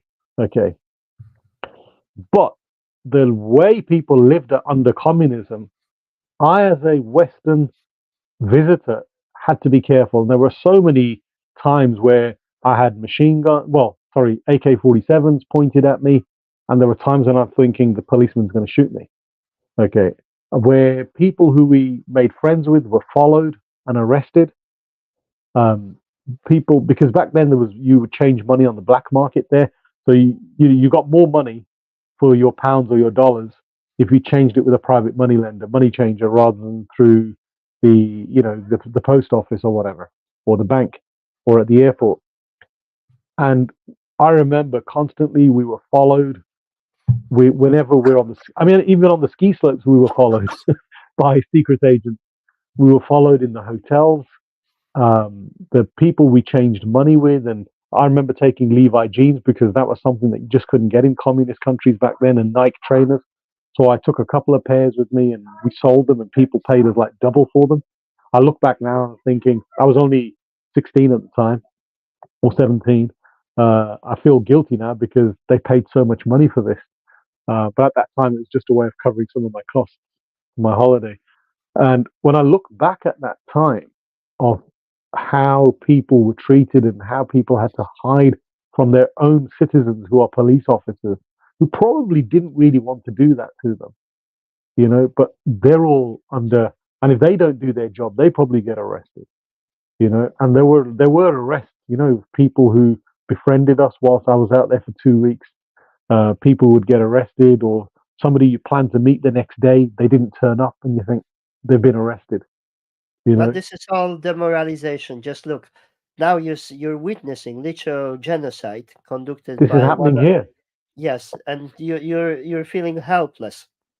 You have to witness this, and then you see politicians doing completely opposite what they're supposed to do. I mean, I would expect political leader to do everything in their power to stop the bloodshed, to stop the conflict, and to negotiate. But then you clearly see that they got vested conflict of interest with pharmaceutical companies, with oil companies, with a certain arrangement like rebuilding of Ukraine, building the channel in Gaza, etc. It's in open, and people are accepting this. This is what The what money players have got their, you know what it is? The financial elite and the industrial elite have got their tentacles literally wrapped around the world. And anybody who is of consequence is under their control. So all these politicians are under their control. People who local politicians or national politicians, company directors of the big organizations, they have to pass their tests to be in their club. And everything is geared around control. Earlier, you asked the question, why can't people just be happy and live in peace? Why do we have to have these wars? Because I know for the last 200 years, most of these wars are engineered and manufactured wars. The last Trump couple of 100 years. Trump presidency, and I'm not big fan of individual names, but let's give him credit for that. Over his presidency, he didn't start any conflict. It's And true, yeah. He didn't start a new war, whereas virtually every, I mean, the American country, the USA is, I don't know, what is it, 250 or 270 years old now? Something like 250 years old. They've only had 14 years, I think, or 12 years. It's a very tiny number where yes, they've not been at war. without a war, and So they've yeah, been it at is. war for the majority of their 200 years, and they've instigated so many wars. And that's And people who claim that they want freedom, that they want to break from United Kingdom tyranny. General Smedley Butler, an American general, you know, he was an eminent, highly decorated general. He wrote a book after World War II. And it's called, I think it was World War II, War is a Racket. And he talks about the industrial military complex, and he warns that this must be shut down. That all these wars are banker wars. These are wars by men of money. Look, we had World War One and World War Two. World War Two in particular, the Americans had a lot of investment. The Americans in particular, Ford, were still running their engine plants for German tanks. You know, the Ford factory never got bombed by the Allies. You know, the British, the American, I mean, we were the biggest of, you know, Bomber Harris. Britain was, you know, the main air force bombing Germany. We never bombed the Ford engine plant, which was making engines for German vehicles and tanks, which is, it just tells you that millions were dying for absolutely nothing. And, you know, I mean, look at Ukraine. You've got 500,000 Ukrainian soldiers that have been killed, and maybe something like 100 to 150,000 Russians. So we're talking about 650, maybe 600, 650,000 men have died. For what? The, the Russians and the Ukrainians, after 2 months, were about to come to an agreement for a ceasefire and a truce. And Boris Bor- Johnson interrupted the peace And he talks. flew over, didn't he? He flew over and he forced the Ukrainians to keep going, to say there can be no ceasefire. We will supply you and you'll defeat the Russians. Well, So you, this I mean, this is realization. Like we had these times of plague last 3 years. We see those two wars, they are played at the same financial reason. There's no other conflict than just it's keeping the all about the conflict money. going, because then military industry is racking billions. If there is health crisis, then health or pharmaceutical industry is racking billions in contracts. It was never possible So this arrangement, this dialectics needs to go. So there needs to be crisis, there need to be war, and that's what people need to understand. Because end of the day, that's the bottom of it. We are the power. There's 8 billion people, and there is just a handful of people who control this machine. And I think this whole paradigm now need to collapse completely, like we see with genocide in Gaza. We just can't. The king is naked. Yeah, the The the the emperor, yeah, the emperor's clothes. He's got no clothes. We emperor can see. got no clothes, and now we see. So now the veil of illusion is lifted. We now see what those people really are. They say you will not own nothing, you will not drive, you will be stuck like a peasant. Feudalism 2.0 for you, and private jets and wagyu beef for me. Um, Yeah, this yeah. is uh, this is in the open, and that's where I think the key for people is to snap out of this. We see also, because there is no one group that agree on everything. We can see like acquisition of Twitter, which is now called X.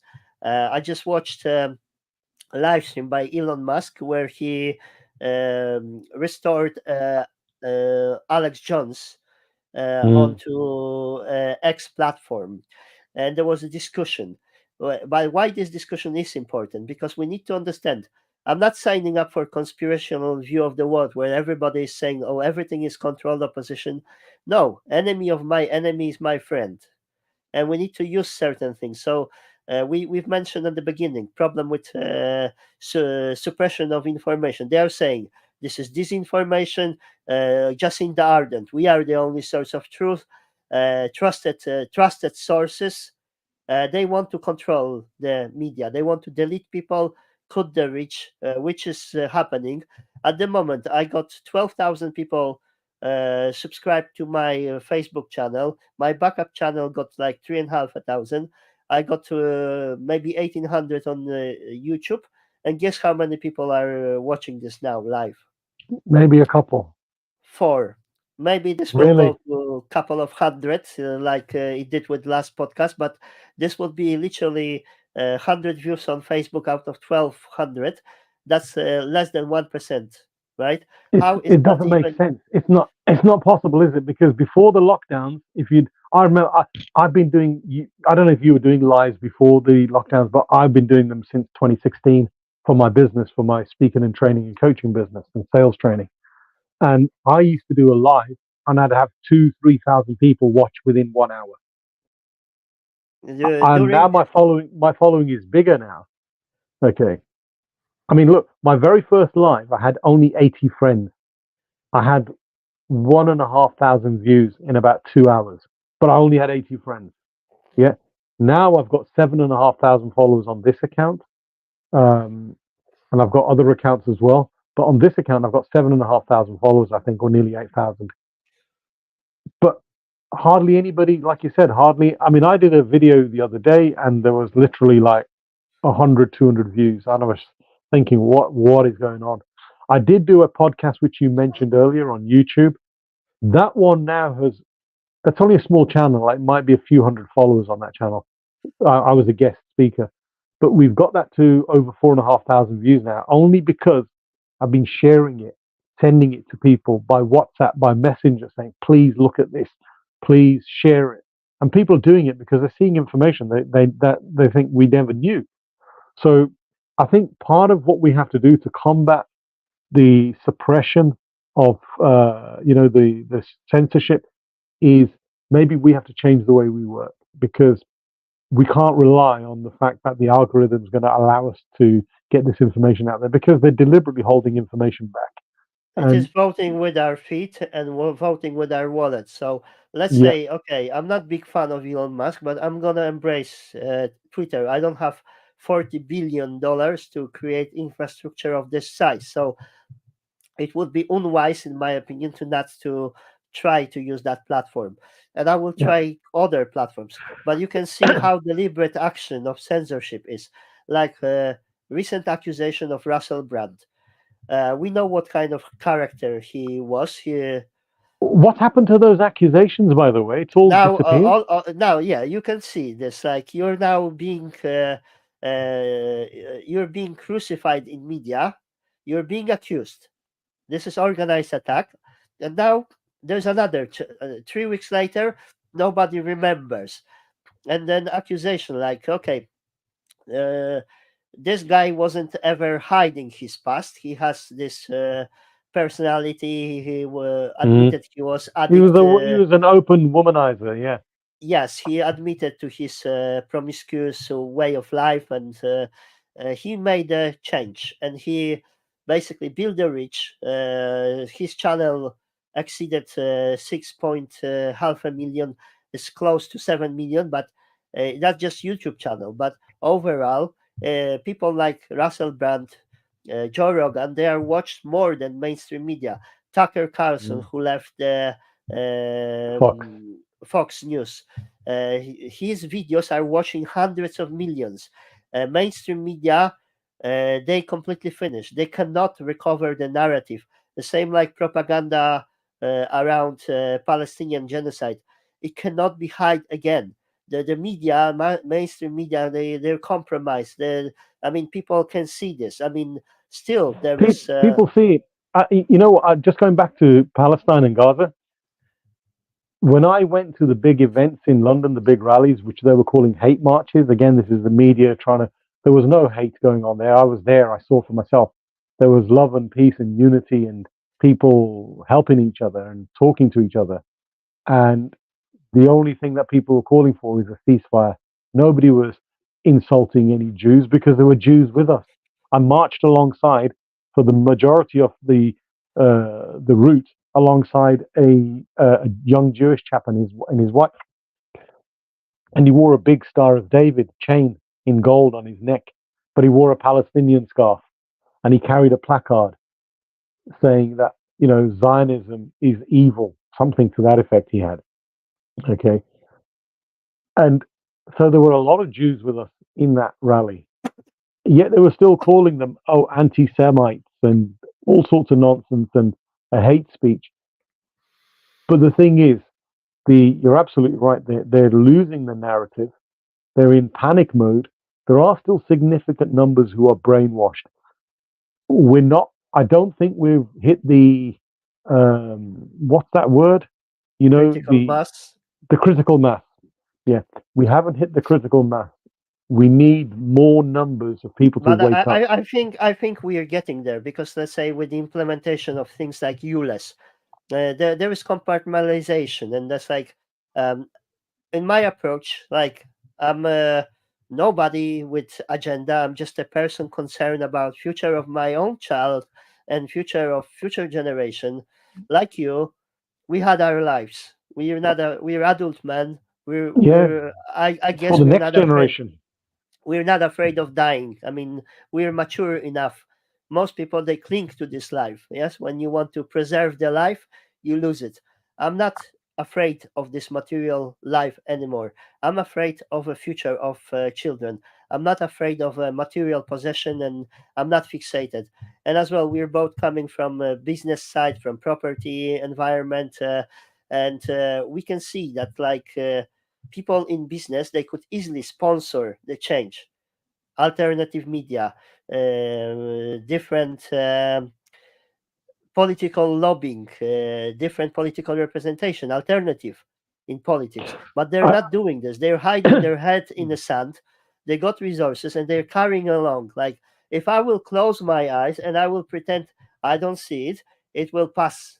Yes, but it's what do not you think? passing. What I tell you what, right now we've got the Labour Party who are coming under a lot of stick for supporting because this Keir Starmer, whatever his name is, okay, um, he is a human rights lawyer and he openly said that it's okay, it doesn't breach any international laws, which it clearly does, if the Israelis cut off electricity, food supplies, And water. medical supplies, and water, etc., and the internet. Okay, because it's winter now and it's getting bad, and the people are starving. And even the UN have said there is a catastrophe in the middle. People are starting to starve to death. There's no medical supplies. People are being treated with limbs blown off without any anesthetics. Okay, and what's happening now? You've got this level of control that I've lost my track now. I can't remember what I was saying then. Yeah, Okay, but there is no political representation. yeah, there's no political representation. And by the way, Labour and Tory, they both supported same policies like lockdown. Now they support both like ULEZ, and they are supporting oppression. They're just building they're infrastructure. both charging for the same. They're both supporting the same things. So normally, I remember as a kid, if one party said we want to do this, the other party would say no, you don't. Now you've got both parties agreeing everything.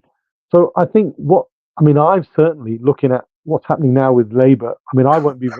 I've voted Labour in the past. I've voted Tories. I've probably voted Labour more in the past, purely because we were conditioned as children of immigrants to vote for Labour. Apparently, they were the working man's party. They're certainly not anymore.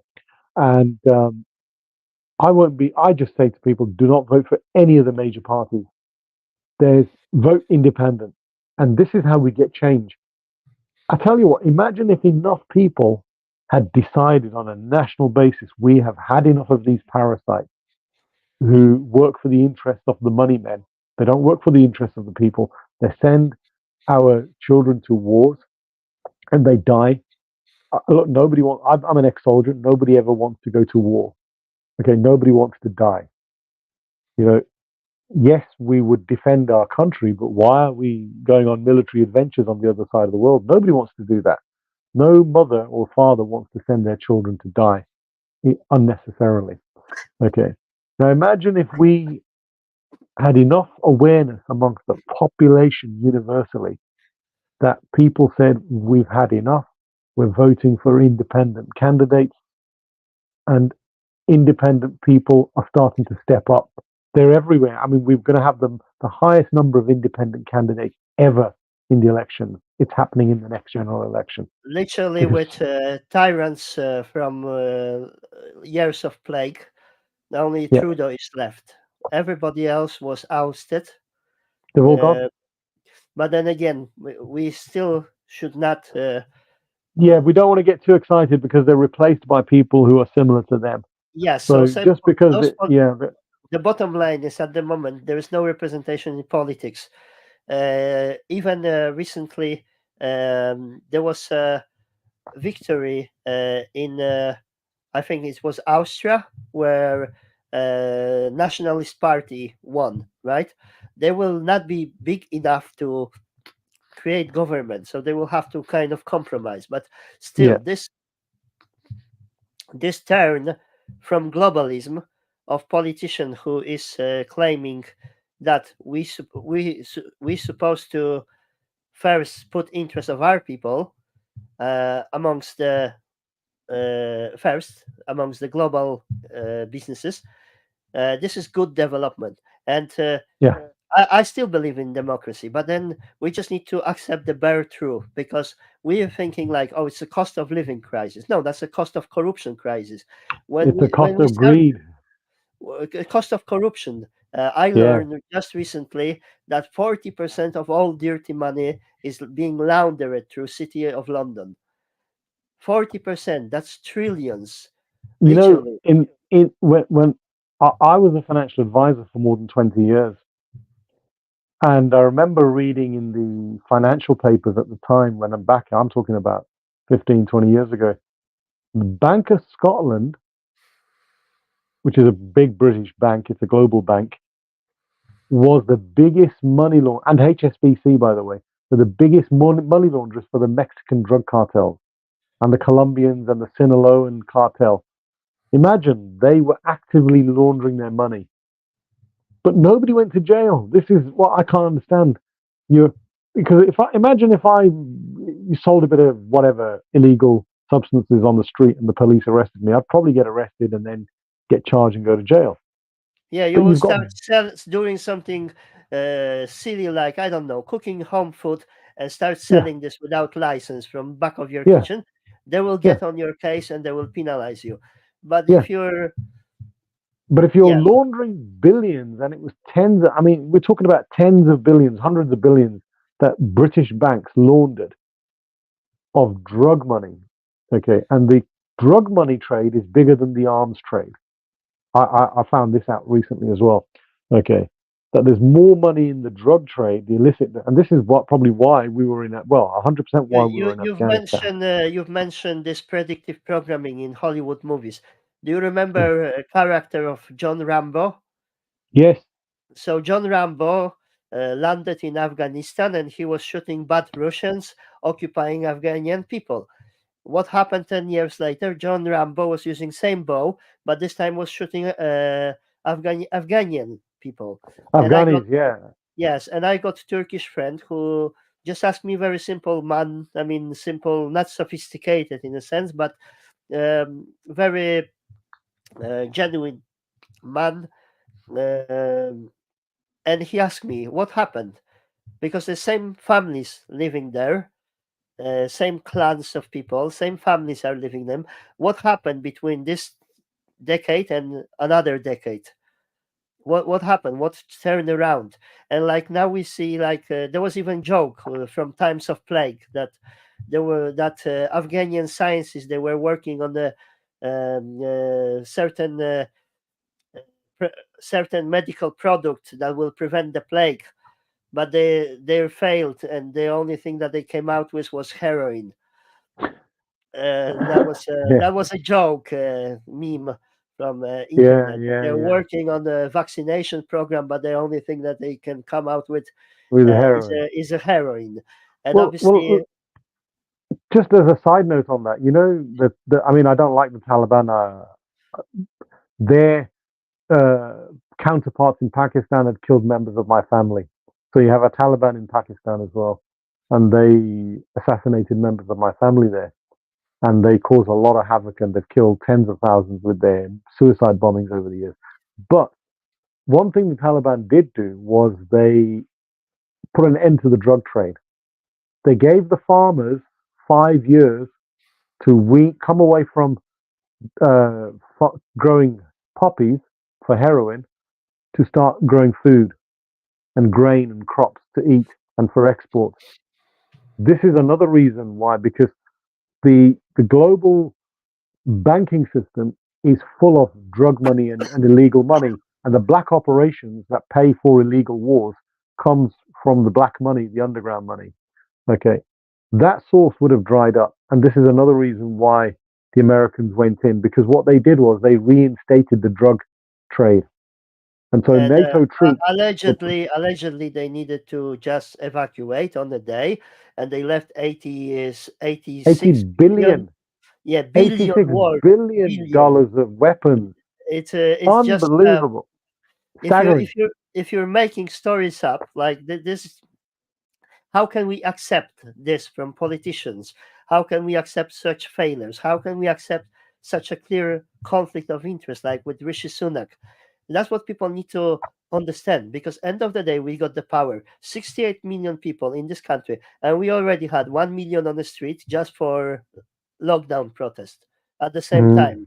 But this is going, and then like people who are uprising now against ULES charges, that's different demographics. It's different people. It's not people who engage against pharmaceutical tyranny, pharmaceutical apartheid. Yeah, this is Mm. different group. That's I would call them normies who waked up that they're being screwed around. This £12.50 over 30 days driving. So let's just do Mm. the quick math. 12.50 a That's day. I mean, it's three. unbelievable. That's £375, nearly £400 extracted, From penalizing millions of people, from millions from of people in London. people living on the breadline who are just commuting to work, literally. And some people are so scared for their life, like elderly people who rely on their vehicles to drive to get the food, to drive to get the care. They are just frightened because this amount of money, it is like taxing them extra 30%.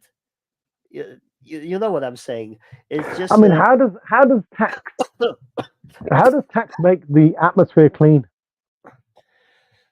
yes. Does So it? Does it? uh, I there think was when you pay a tax, does it the make your carbon emissions less? there was another joke. I will try to skip the swear words, but Mr. Sadiq Khan claims that 10,000 people allegedly died due to air pollution. Yeah, Freedom yeah. of information request showed up that this was only one person ever One that had person. this on death certificate, and that was child with severe asthma and respiratory problem. That on their death certificate there was a It- mention that it could be aggravated by air pollution, but it yeah. was not direct cause of death. It wasn't the reason for that person to die, but it was just mentioned. So that's the lie. But even if you take the original argument, so okay, so 10,000 people die, but if you pay Sadiq Khan £12.50, they can get F, right? As long as you pay him ransom. And we see this uprising, people cutting cameras, people blocking the vans, because how it I tell you what, the escalates. Blade Runners are amazing. I've been watching the videos of the Blade Runners. I'm in a Facebook group with them, and the work that they do, cutting their cameras down uh, or decommissioning them, is absolutely amazing. And this is like they're literally working for the people. But then Um, it shouldn't happen like this, because now we've got individual vigilantes who will be caught, who will be penalized, crucified, to give an example, to make an example. to make them Imagine, into an example, yeah. yeah, I'm just think of imaginary scenario. I'm not saying, or I'm not advocating anything, but imagine a scenario of protest similar like in Oxford, where 20,000 plus people go for a walk peacefully in a group, and all of a sudden, out of the blues, those devices, for no reason, for no known reason, there might be disease attacking them, will just fall street by street. Those people will just march peacefully, and equipment will be decommissioned for whatever the reason, right? Imagine that Mm. kind of scenario where nobody can be touched because there is 20 or 50,000 people. You can't even engage with water cannons, with tear gas, etc. Imagine that scenario when all this infrastructure of enslavement is decommissioned by large group of people. Well, This is this is what will imaginary happen. scenario. Yeah, I mean, I think in this imaginary scenario, I can actually imagine it that in this story, this imaginary story, that this would happen, that there will come a point where the people will have had enough, that they won't resort to just going out in the night, one or two people like they do at the moment. Uh, but what will happen is you're absolutely right. I never thought about this before, but I can picture it now in this imaginary story that tens of thousands of people will congregate and spend the whole day or the whole week marching from one unit to the next and decommissioning the systems of surveillance and tracking and taxation and oppression. And I think it would make a beautiful story, it'd make a beautiful book or even a beautiful film that people would pay to watch because people are getting great pleasure out of watching the footage from the so-called Blade Runners. I don't know where and how that name came about, but it's absolutely fantastic. I get a great pleasure from watching it. And what's amazing is people who are just passing by are actually supporting them and clapping them and cheering them on. So it looks like it's a much needed public service. What do you think? Yes, I'm thinking that there is the point of me reaching out to you, and the point of me live streaming protest was we all have to take part. If we want better society, just society, we need to go over our differences. You've seen my activity. I was talking to every leader I've met. I was talking to every group. I was connecting to everybody, with people who try to lead the movements group, or people on the street who just attended march and didn't crave for limelight. They didn't want exposure. They were just moms, grandmas, fathers, mothers, Just ordinary just people, yeah. ordinary people who say no to tyranny. And I was showing this, and like, again, we're talking about numbers. It's a numbers game. End of the day, everything is a numbers game. You want to be fit, it's a combination of your exercise, of your diet. It's all is number game. You want to acquire wealth, it's a combination of your The effort you put number, in, yeah, it's all about the numbers. hours you work, service you provide, etc. It's all numbers game. So I manage, and I'm We, just a one we guy need with more the numbers. phone. I'm Well, just the one guy with the phone, and I managed to bring live for a live stream with people tuned in, 1 million people over 3 years. It's not significant if you think about numbers, because you get one ridiculous cat video or girl shaking boobs on TikTok, it might have 80 million views, right? So they're not yeah, necessarily the way you look at this, but then to have 1 million people tuning live over a period of 3 years and connecting in the event, does that make sense? yeah. So You know what? You've had significant impact. You're one man. You're not a media organization. You're just one man who was. I mean, I remember when you lost all your equipment, they all got stolen, and you had to start all over again. Was it your equipment got stolen from your car? yes, it was in Yeah, Liverpool. and then you had to start all over again. And people, it was amazing. People were donating equipment to you as well, and sending you cameras and tripods and whatever, and recording equipment. It was amazing to see how people came together. So that was really beautiful. You, Rad, by the way, I want to congratulate you and thank you. I know you're a humble man. You don't seek any limelight. You're just sharing truth. But I want to be honest and say I have tremendous respect for you and admiration for what you have done at your own expense. Traveled the country, you've traveled overseas to bring us. You've traveled multiple countries. You were in Holland, I think, weren't you? And Davos. I Were you was in Davos? no Denmark. Denmark. Yeah, I know There was you traveled up. international. Yeah, you've Yes, traveled internationally and across the country at your own expense. And I mean, very few people would do that. You know, people would have to think twice before they put their money in their own pocket to fill their van up to drive hundreds of miles across the country every week, and fly overseas as well, etc. So tremendous respect for you and what you've done. Although you say, a million is a small number, when you take it as a percentage of 68 million, what's that work out? 1.5, 2% of the nation. Well, the BBC doesn't have that much reach. You've probably had more reach from from your videos for per capita than the BBC does. And if we combine all the impact of all the independent media organizations, they've, like we mentioned earlier, they've massively outstripped mainstream media. And this is why they're the mainstream media and the regimes and the governments, they're on the offensive. Let me just give you an example. One of my friends only yesterday on TikTok, and who would have guessed?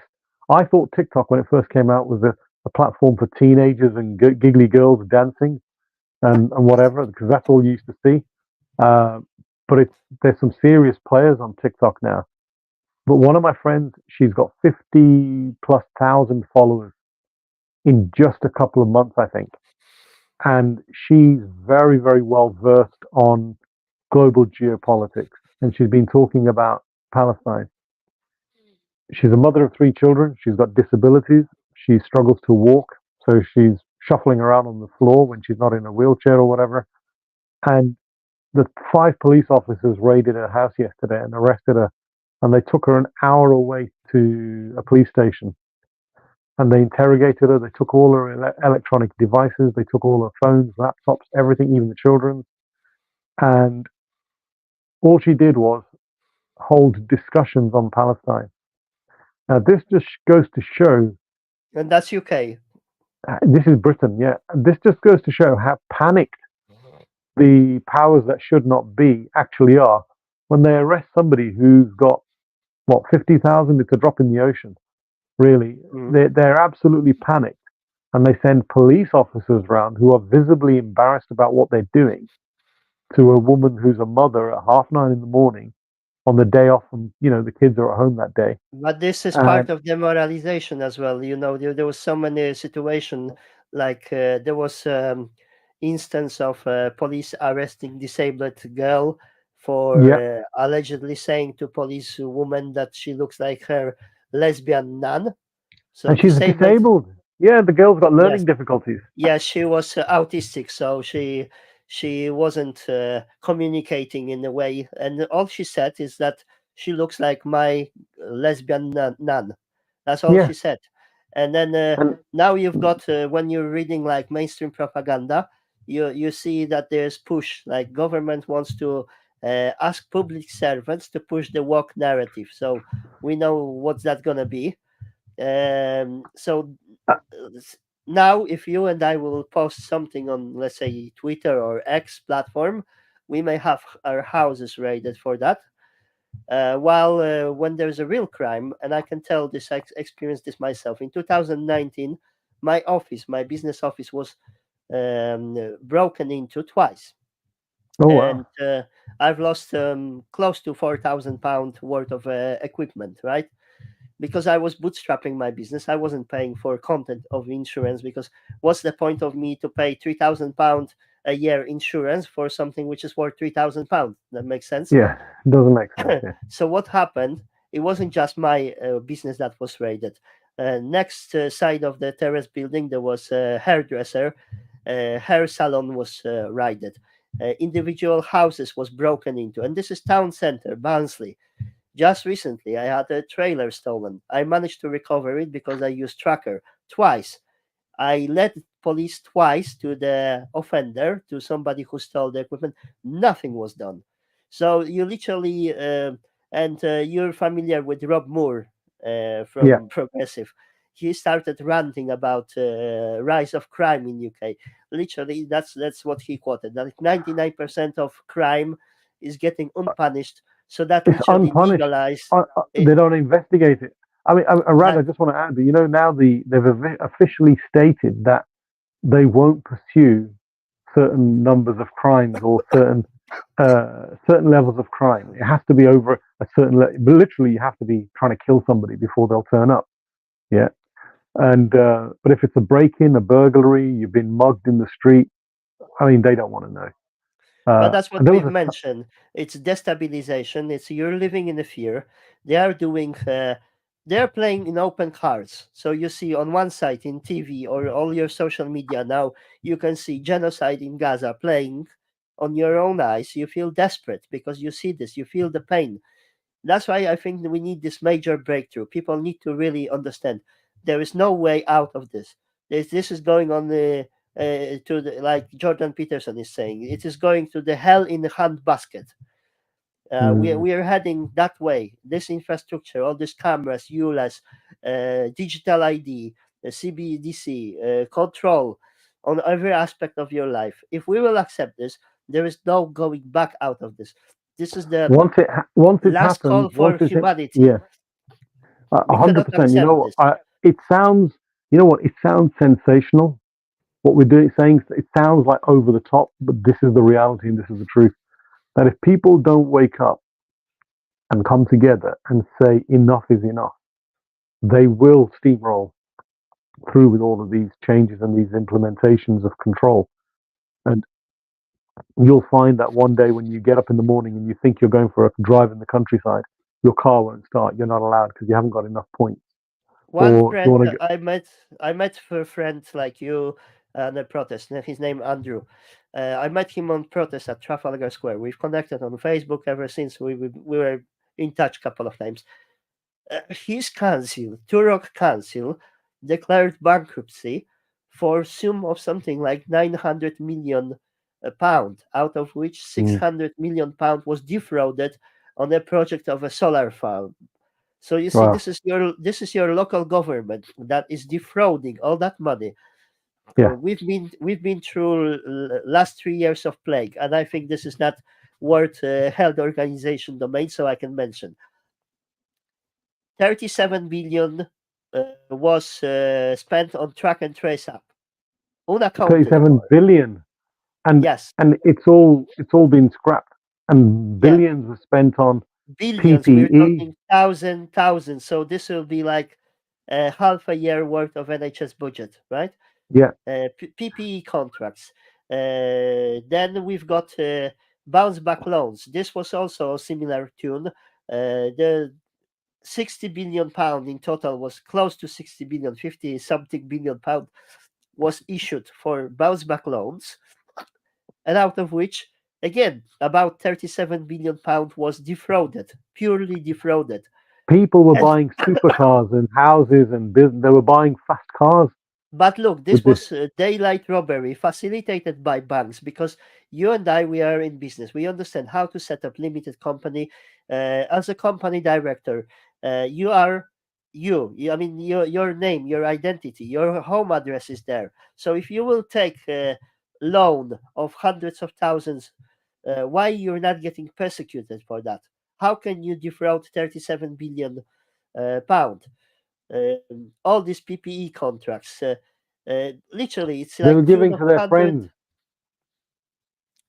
It's about 100 billion, and this is the scale of corruption, and this is just what we can see and measure. But then, say I mentioned 40% of all dirty money is laundered through City of London.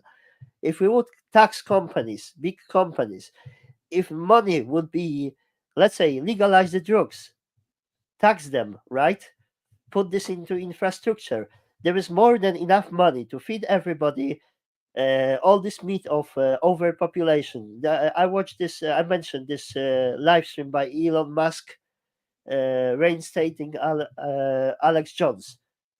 That was discussed. Many big names showed up.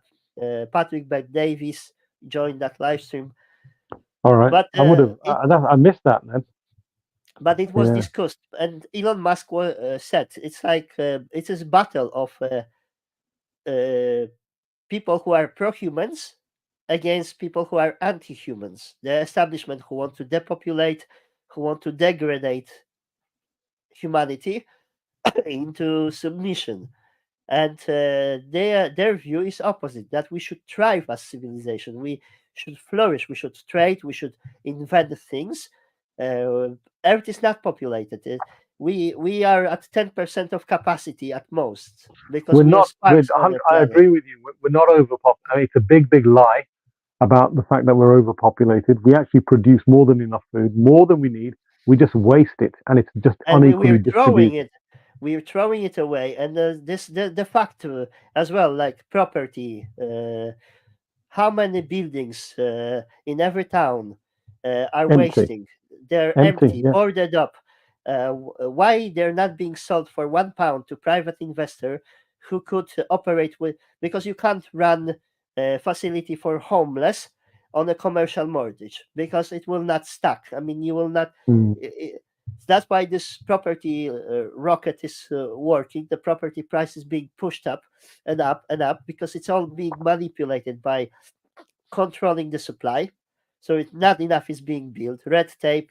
This is politics in place, and then bank financial policy, taxing landlords, penalizing landlords who buy the houses. Right. Uh, this is wrong politics. What? It's you know what it is. It's all about squeeze. And you mentioned this earlier because the big corporations are taking over.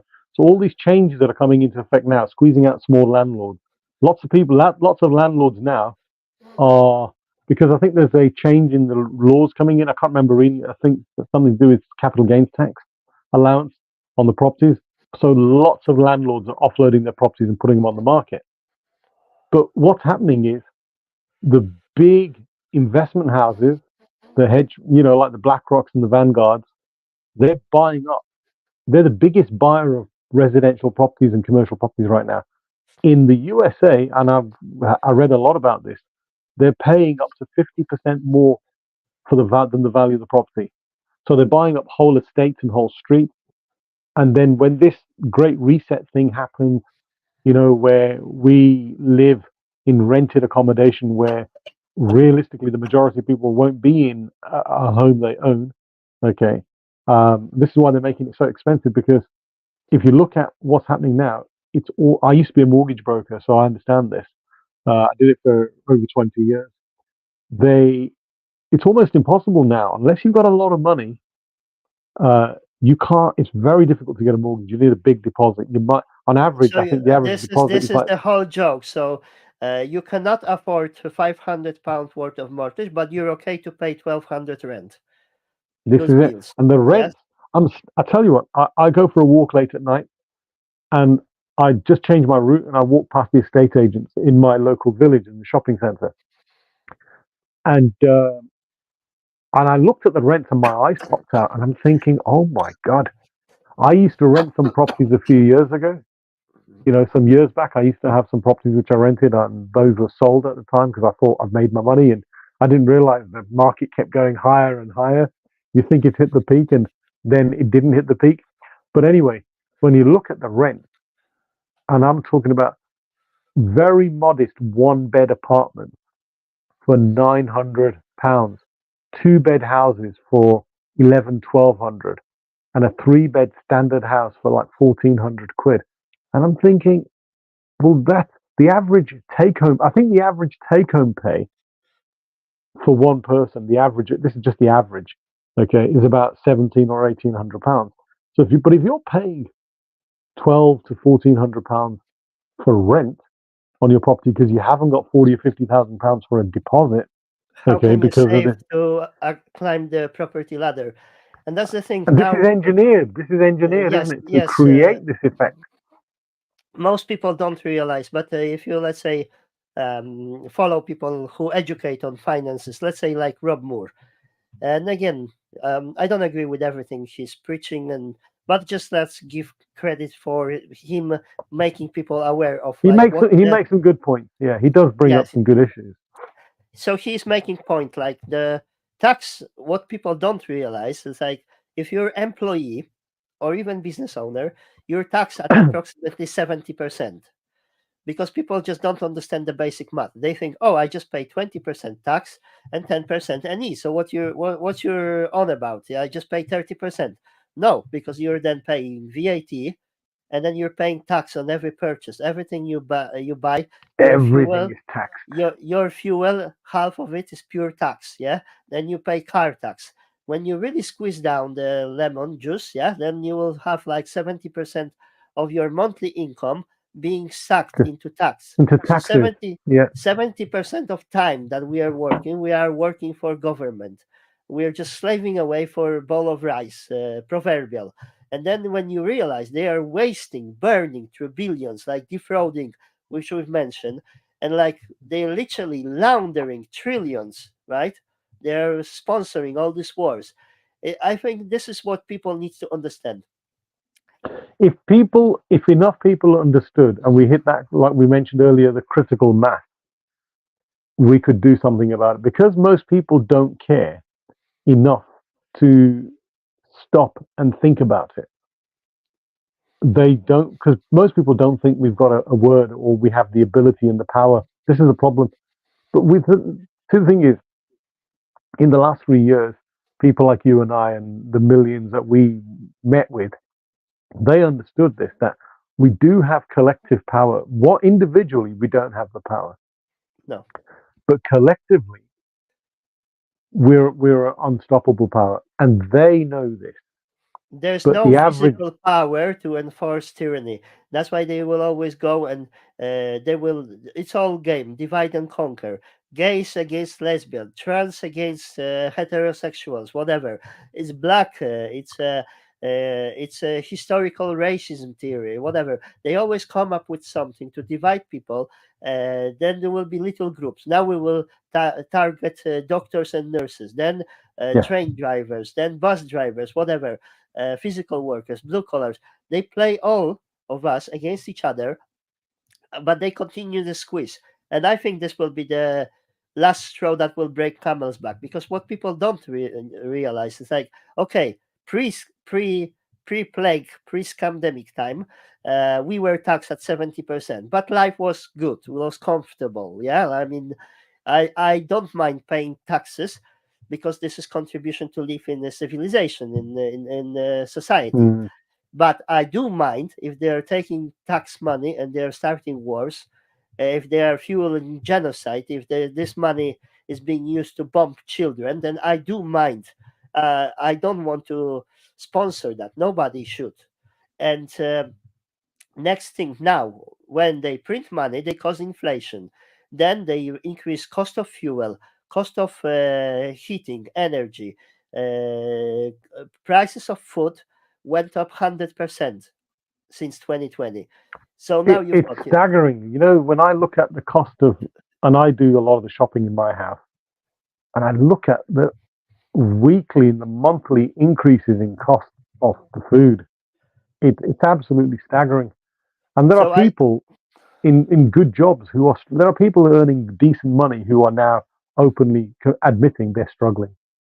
So now, what I mentioned is 70% of tax that we used to pay, but we used to still function at a decent level.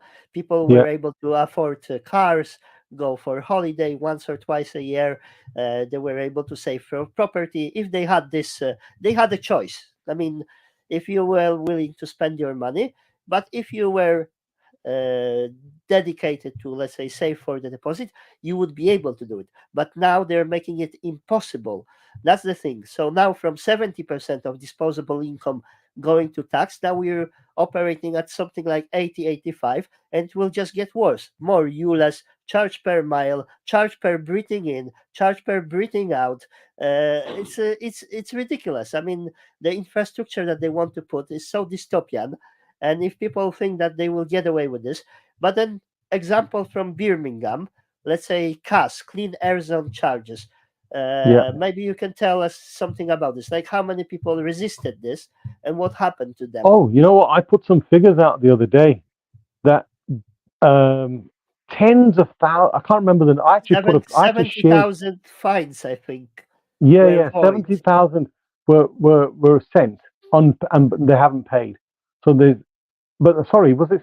They make. You know what they're making? They're making 5 million a week out of the CAS, the charges. It's a weekly amount. It's about 5 million a week they're making from it because people still have to go in the city centre, and there are. This is a big city with 2 million people, and there are hundreds of thousands of cars that are perfectly working cars. They're very good. They got the MOT pass, but they're just too old and they don't meet the so-called emission requirement. And it, but also at the same time, there were tens of thousands that have not paid as well. People are catching on, and they're going to YouTube, they're going to videos, and they're watching on how they can get legally maybe stop paying and how they can word a letter or an email which challenges the legality of their claim that they can charge you. And I know, for example, like people are doing it with even with income tax. They're doing it with mortgage payments. They're doing it with um, credit card bills and stuff like that. And basically saying everything was tainted with illegality from the outset. Therefore, you're not in a position to claim this money from us. Was And especially Birmingham now, Council declaring bankruptcy as well? we had a £1 billion shortfall. How can you accept this? How can you have, if you imagine you're running the business and your staff is coming to you and telling you, we got 1 billion unaccounted for. Well, what it was is, I think where How a can lot of how that can you accept this? This is it's been, you know what, the majority of people in Birmingham are not even aware of this and have taken how are not come those questioning people anything. are how come those people are not sacked? I mean, they should be literally banned from public Well, job. if you were running a multi-billion, I mean, Birmingham is a multi-billion pound corporation. It's a business. Okay, every city is a business because they're registered as a corporation, as a limited company.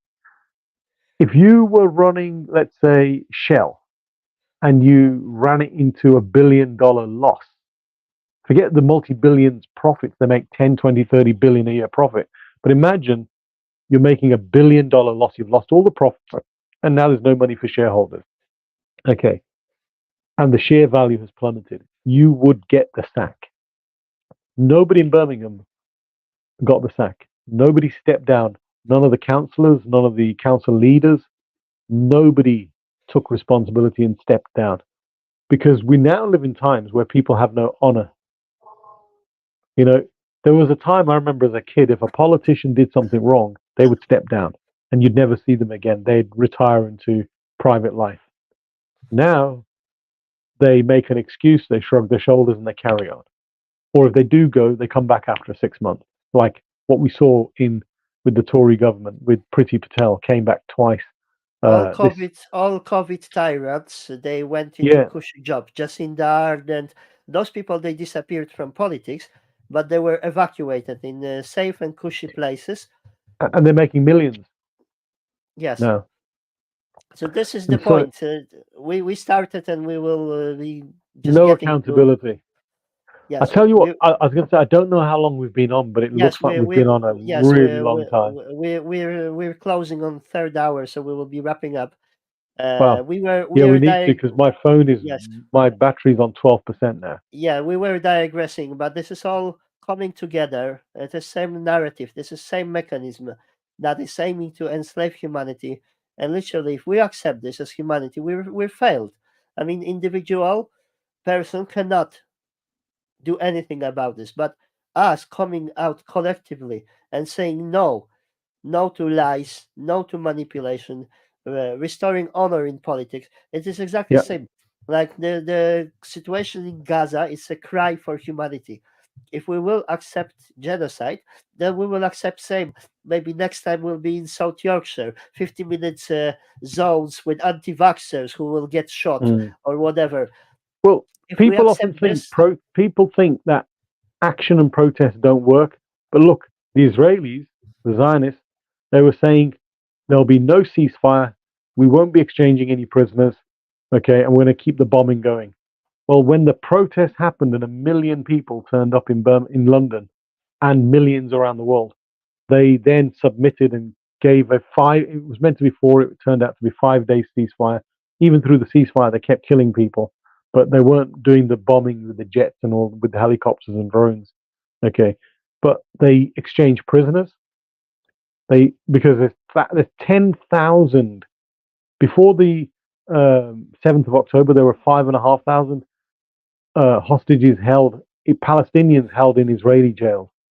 Okay, they've got no jurisdiction over them. They just pick people up randomly for throwing a stone or for flying a Palestinian flag. Even it's illegal to fly your own flag, in your own land.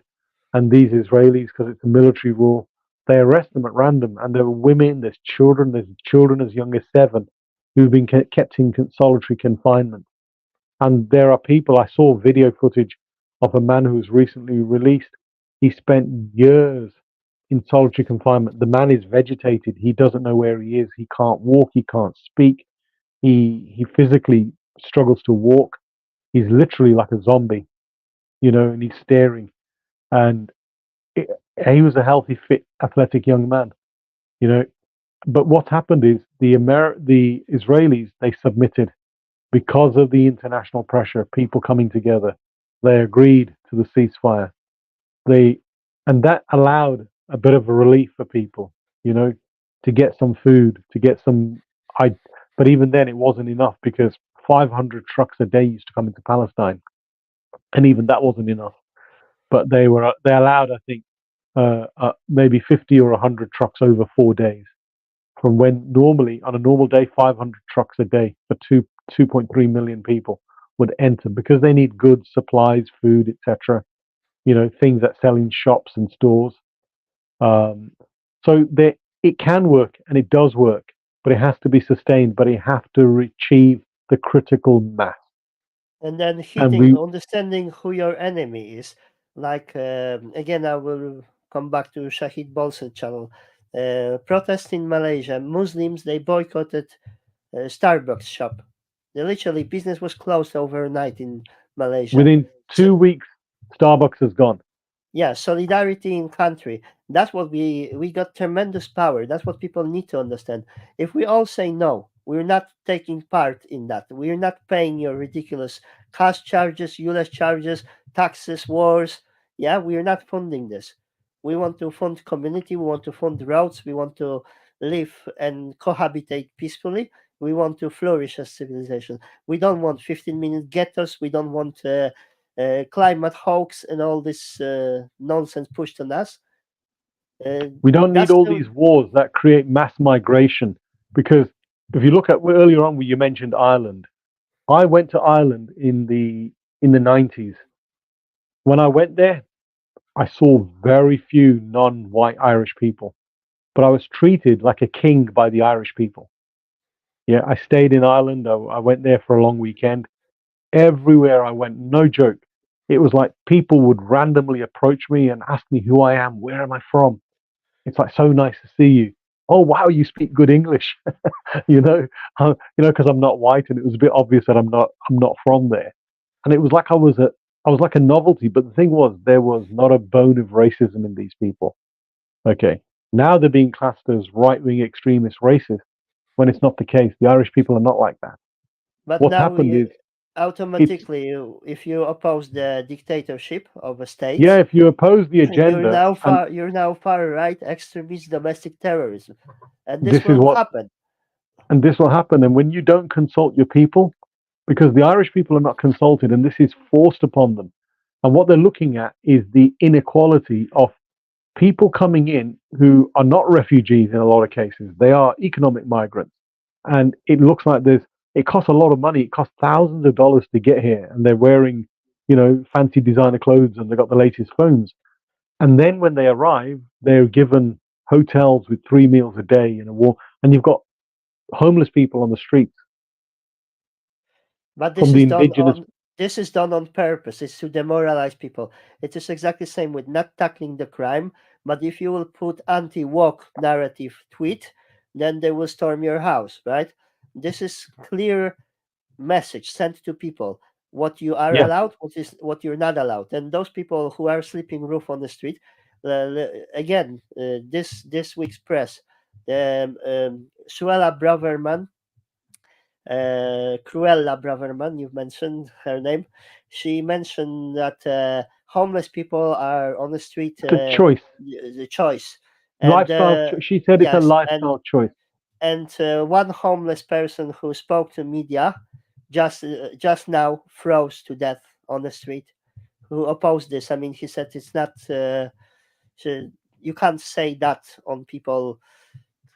If some people, obviously, it's a much complicated issue, homelessness. So there will be some percentage of people who will stay on the street due to their mental issue, drugs, They're addictions, etc. mostly, But if you look at the 90 majority of yeah, a lot of them suffer mental if health issues. if you will give them place with a shower, with bed, warm place to sleep, 99% of them, 97% of them will choose to have a roof over the head. I guarantee that. Nobody really wants to live in there. And even for those people who got mental issues, why don't we facilitate? Okay, some people there were mental institutions, etc. As a society, we can afford. It costs much less than the damage that those people are causing to provide care and provide for them. But what's happening now is there are MPs who and powerful people, not just MPs but powerful people, who are making a huge amount of money because of the mass migration. There Yes, are this is racketeering scheme because they got this property contract. They are leasing this on the hotel groups. I over try to market. book. This is not market going rent. We are in. I mean, I'm in property, so what they are paying, you cannot compete on the private sector paying mortgage and utilities. You cannot compare the rates that they I've pay. I've got a Holiday Inn hotel just around the corner from where I live, and I used to do my seminars and training there. And I thought, you know what, I need to do a seminar, so I rang up to book the training room, and she said, "Oh, it's that date's not available." So I chose another date. She goes, "That date's not available." I said, "What's going on?" I said, "All these dates are not available."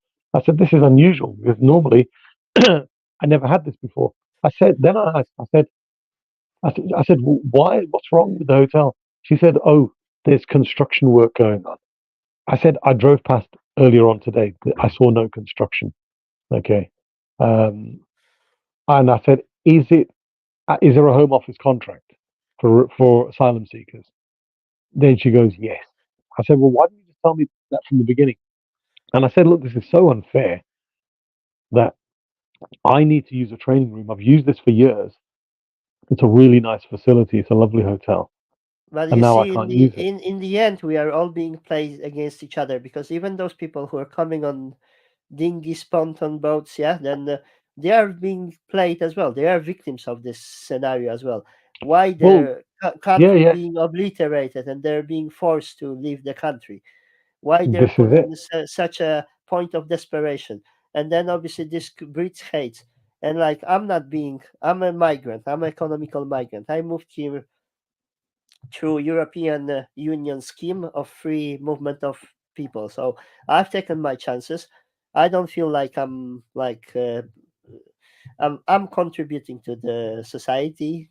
I'm Yeah. working, and I'm not feeling I'm a kind of parasite on the society. I didn't came here for Now benefits, you right? came here genuinely to work, like my family. My father came here to work. My So I'm grandfather all before him came to work. I cannot be ever played into saying wrong things about immigrants because I am immigrant myself, and that kind of hurts me. Like thinking that people will most likely get agitated or get motivated to do something. Oh, because that's a migrant, but they're not addressing who the real problem is, which are politicians who are steering the pot. They are bringing those policies. Politicians and Uh, corporations, big business, and the banksters. Yes. So You we know, basically we need awareness. We need three things rule society. It is politics itself. We are not answer beasts. We don't have collective mind. So one way or another, we need to have politics, right? And then the second one is we are economical species. So we are trading. We are exchanging goods and services. That's how the society goes For some, around. yeah, yeah. Can you still Yes. hear me? Because I unplugged my earphones. I just Yes. plugged my Yes. charger Yes. in. Okay. Yes. Um, well, look, And I was going to say let me finish on third one. And third one is it's media, because media they shape perception of reality. We need communication, we need information, but that's three things run society. And if we got no representation, then like how can we expect anything to change? So that's the challenge. People need to be aware of what is going on. And like if we reinvigorate the democracy and we take over back control of politics, we normalize this system because what they suggest, I'm not against great reset in that sense. Yes, we need great reset, but we need reset of humanity. We don't need CBDC and prison and building dystopia, 1984 Orwellian nightmare.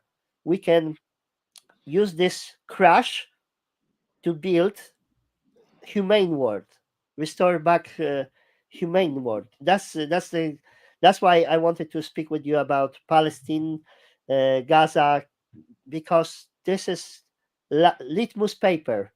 It's a test of humanity. We cannot further continue to accept what they're doing to us. We need to take control. If you're in the bus and you see bus driver driving bus off the cliff, it's your responsibility to stop the driver. Rad, but do you feel there is a momentum starting to happen, isn't there now?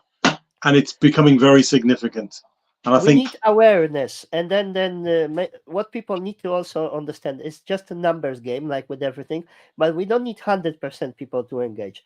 But to have a system change, we need maybe 3.5%. That's what 2.5 million of activists, people who go mm, into politics, into activism, into journalism, who really pushed, because we will not take this anymore. People need to get their act together and understand we cannot accept this, because if they will build that super prison with AI cameras, CBDCs, we're finished. Humanity is finished. We are at feudalism 2.0. then we will be literally like the movies, the Hunger Games. This is what they want. And the movies, like 1984.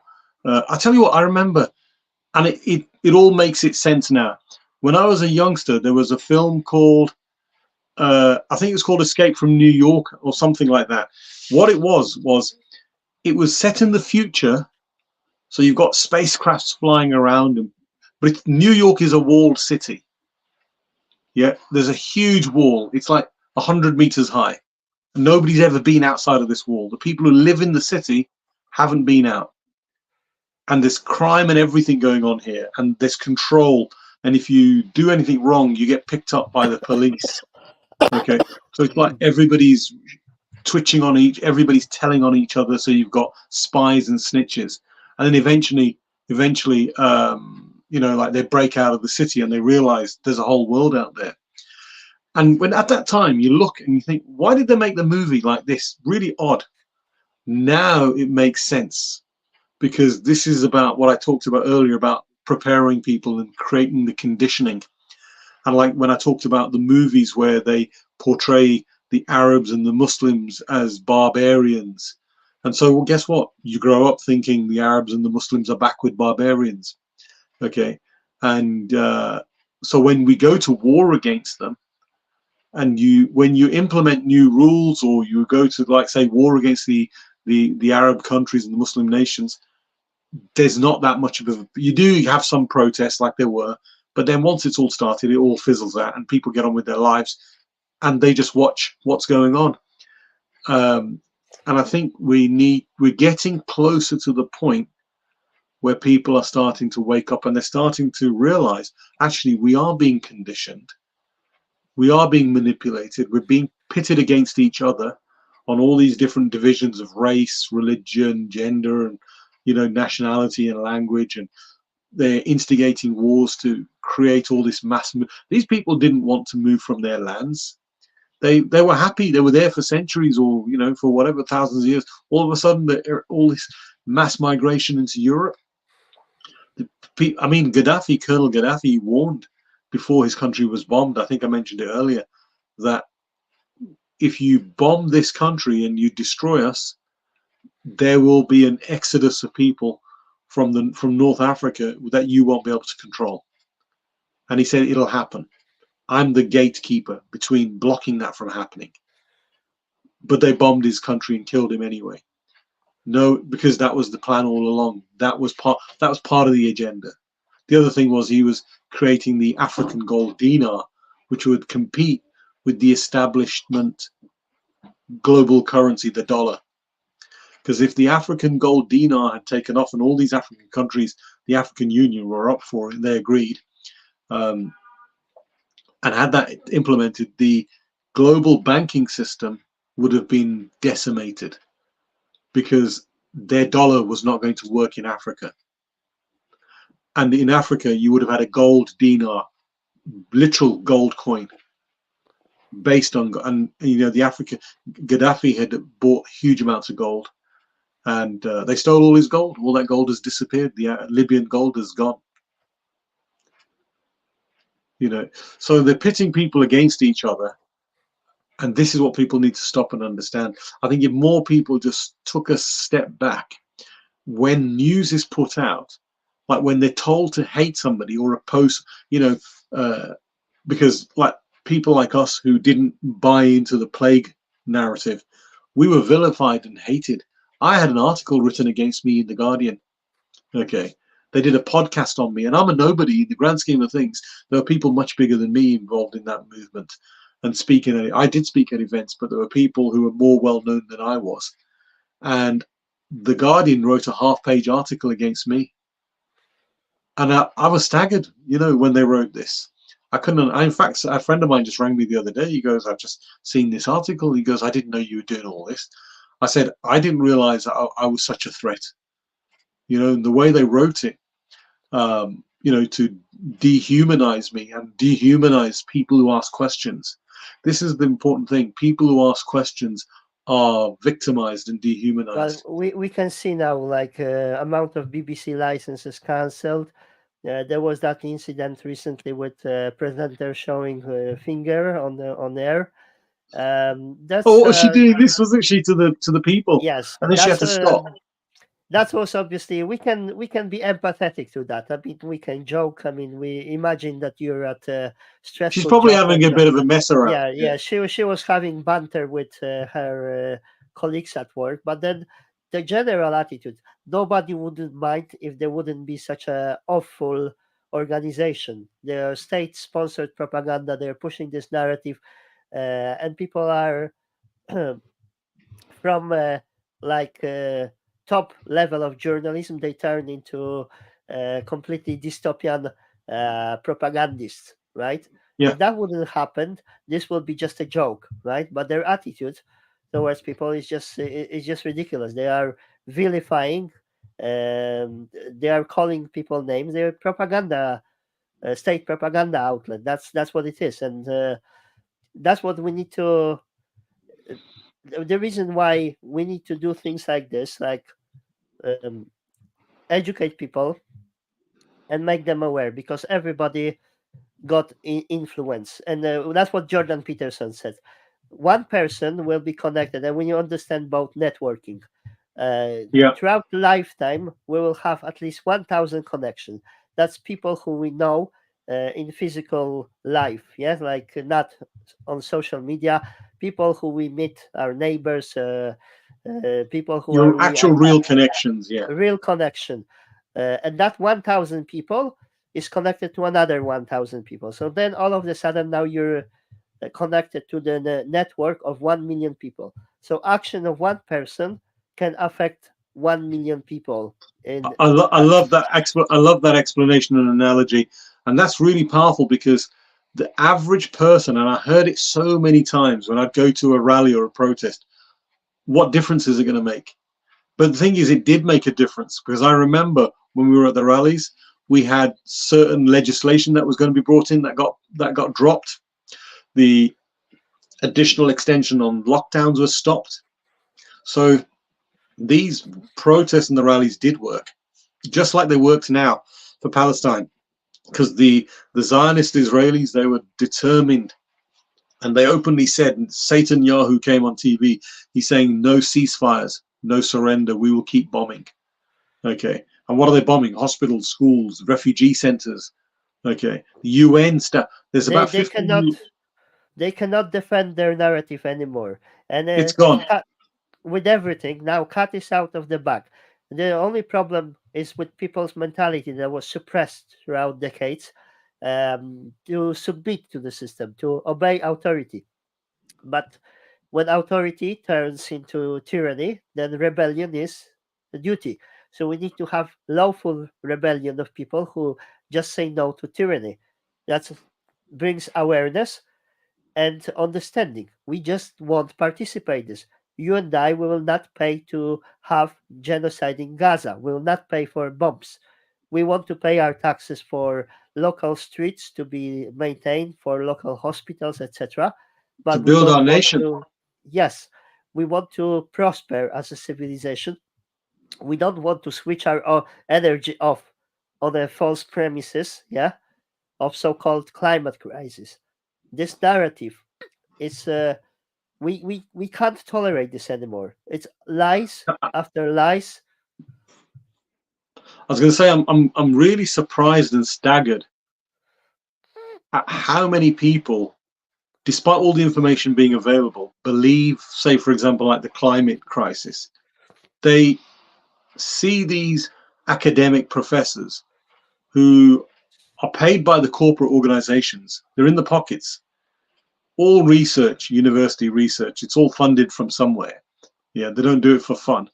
Okay, there are financial backers behind this, and there are people who have vested interests. And the amount of people who believe the nonsense on the CO. Yes, there is pollution, and pollution is a different thing, you know, and there are ecological disasters. But to tell us that the oceans are rising and the ice caps are melting, well, all the wealthiest people own oceanfront property. All the billionaires have properties on the beachfront. If the oceans were rising, they wouldn't be buying multi-million pound properties, which are a few feet above the ocean level. It just wouldn't be happening. They obviously know something that the majority of people don't know. And that's the key to the key to solve the situation is understanding. We are the majority of the people. It's the same like even I watched an interview with Bill Gates, where he was asked the question that it is 1% of extreme wealthy that produce 60% of all the pollution. It's an industry that creates the pollution. Yeah, What you and I will cause by driving, and even 68 million people driving, which isn't the case because not yeah, everybody got or drive the car in this country. It's a minuscule amount comparing to, let's say, ships that deliver goods. yeah. It's I mean, this look, is all they don't want people to be self-sufficient. So I tell you what, I was looking into, like a log fire, open fire burner, like a log burner. Yeah. And Yes. they're now going to introduce laws that burning logs is bad for your health. Yeah.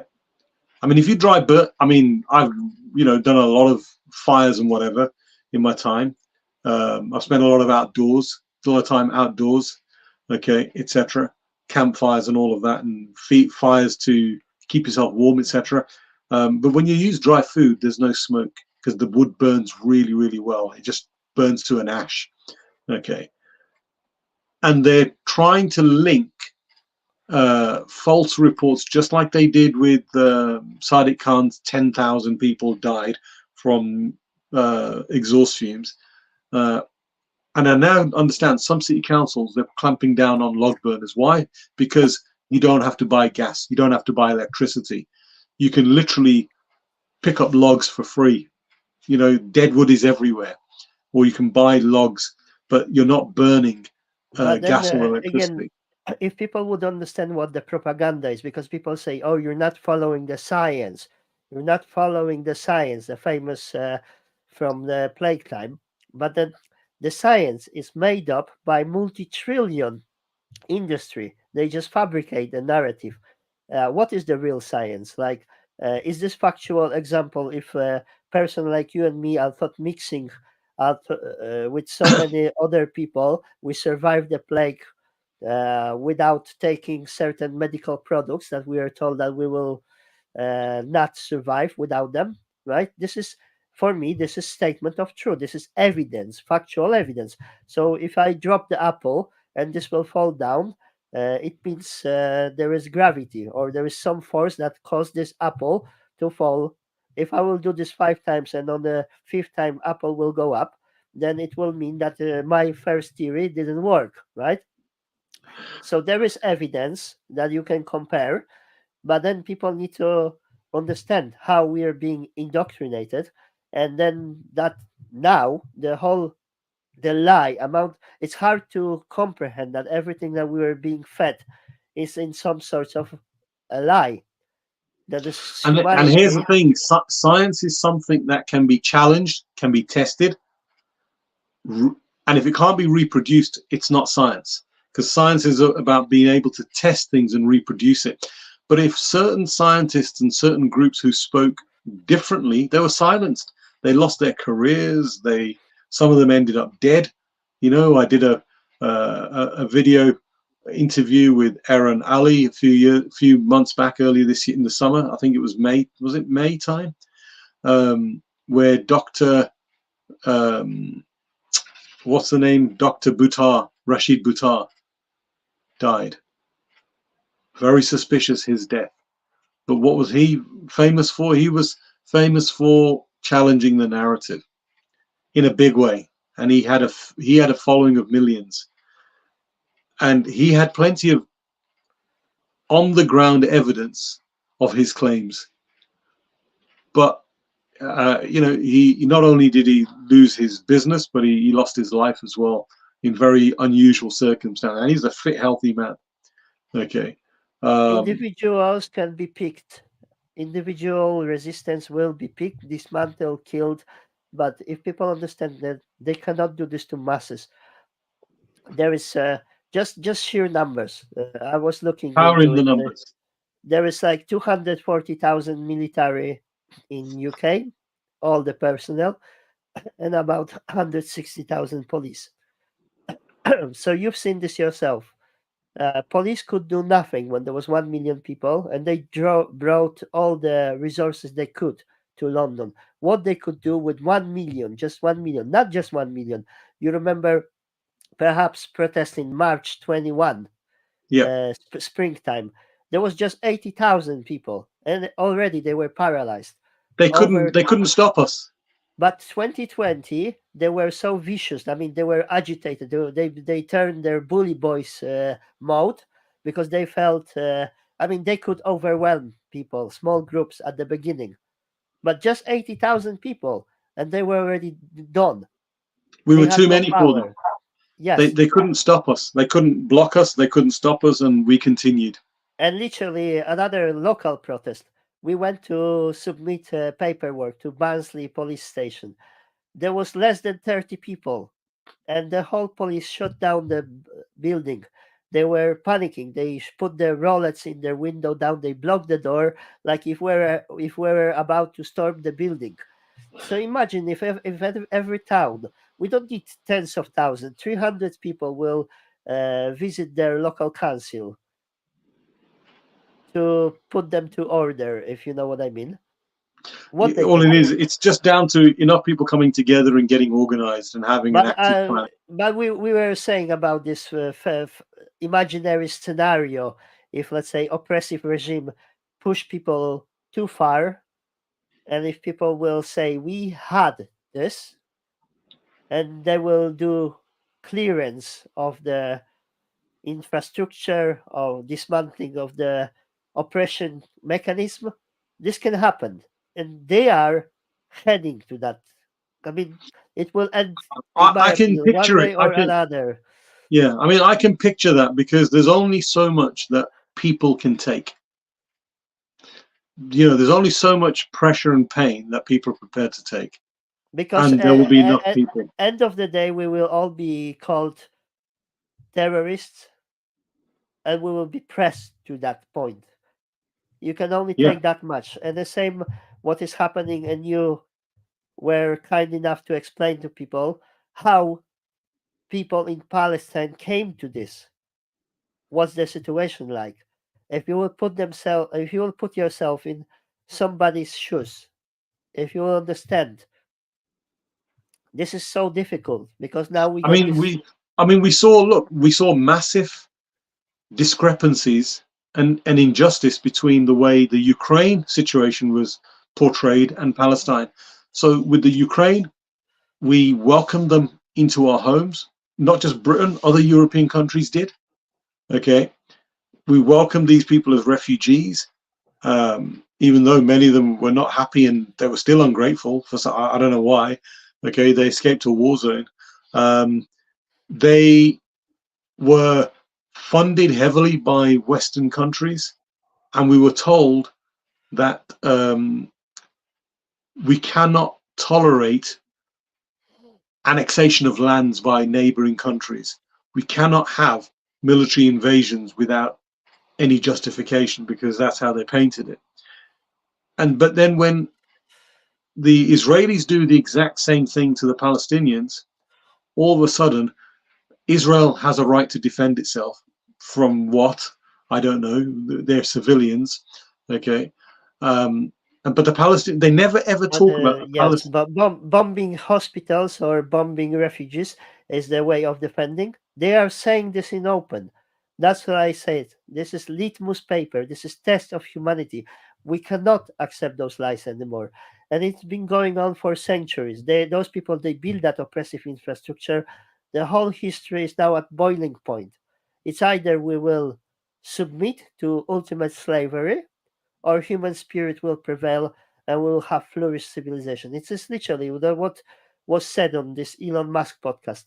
It's anti-human or pro-human. It's a battle of civilization of life and civilization of death. Yeah. What will prevail?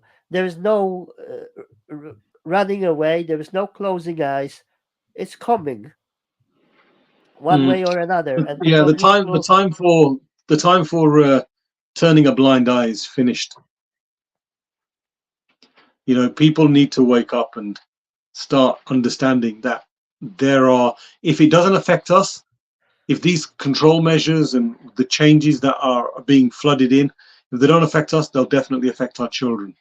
People who And are, let's say, in business and in material pursuit, they think, oh, I got now 100 properties. No, you got 100 mortgages.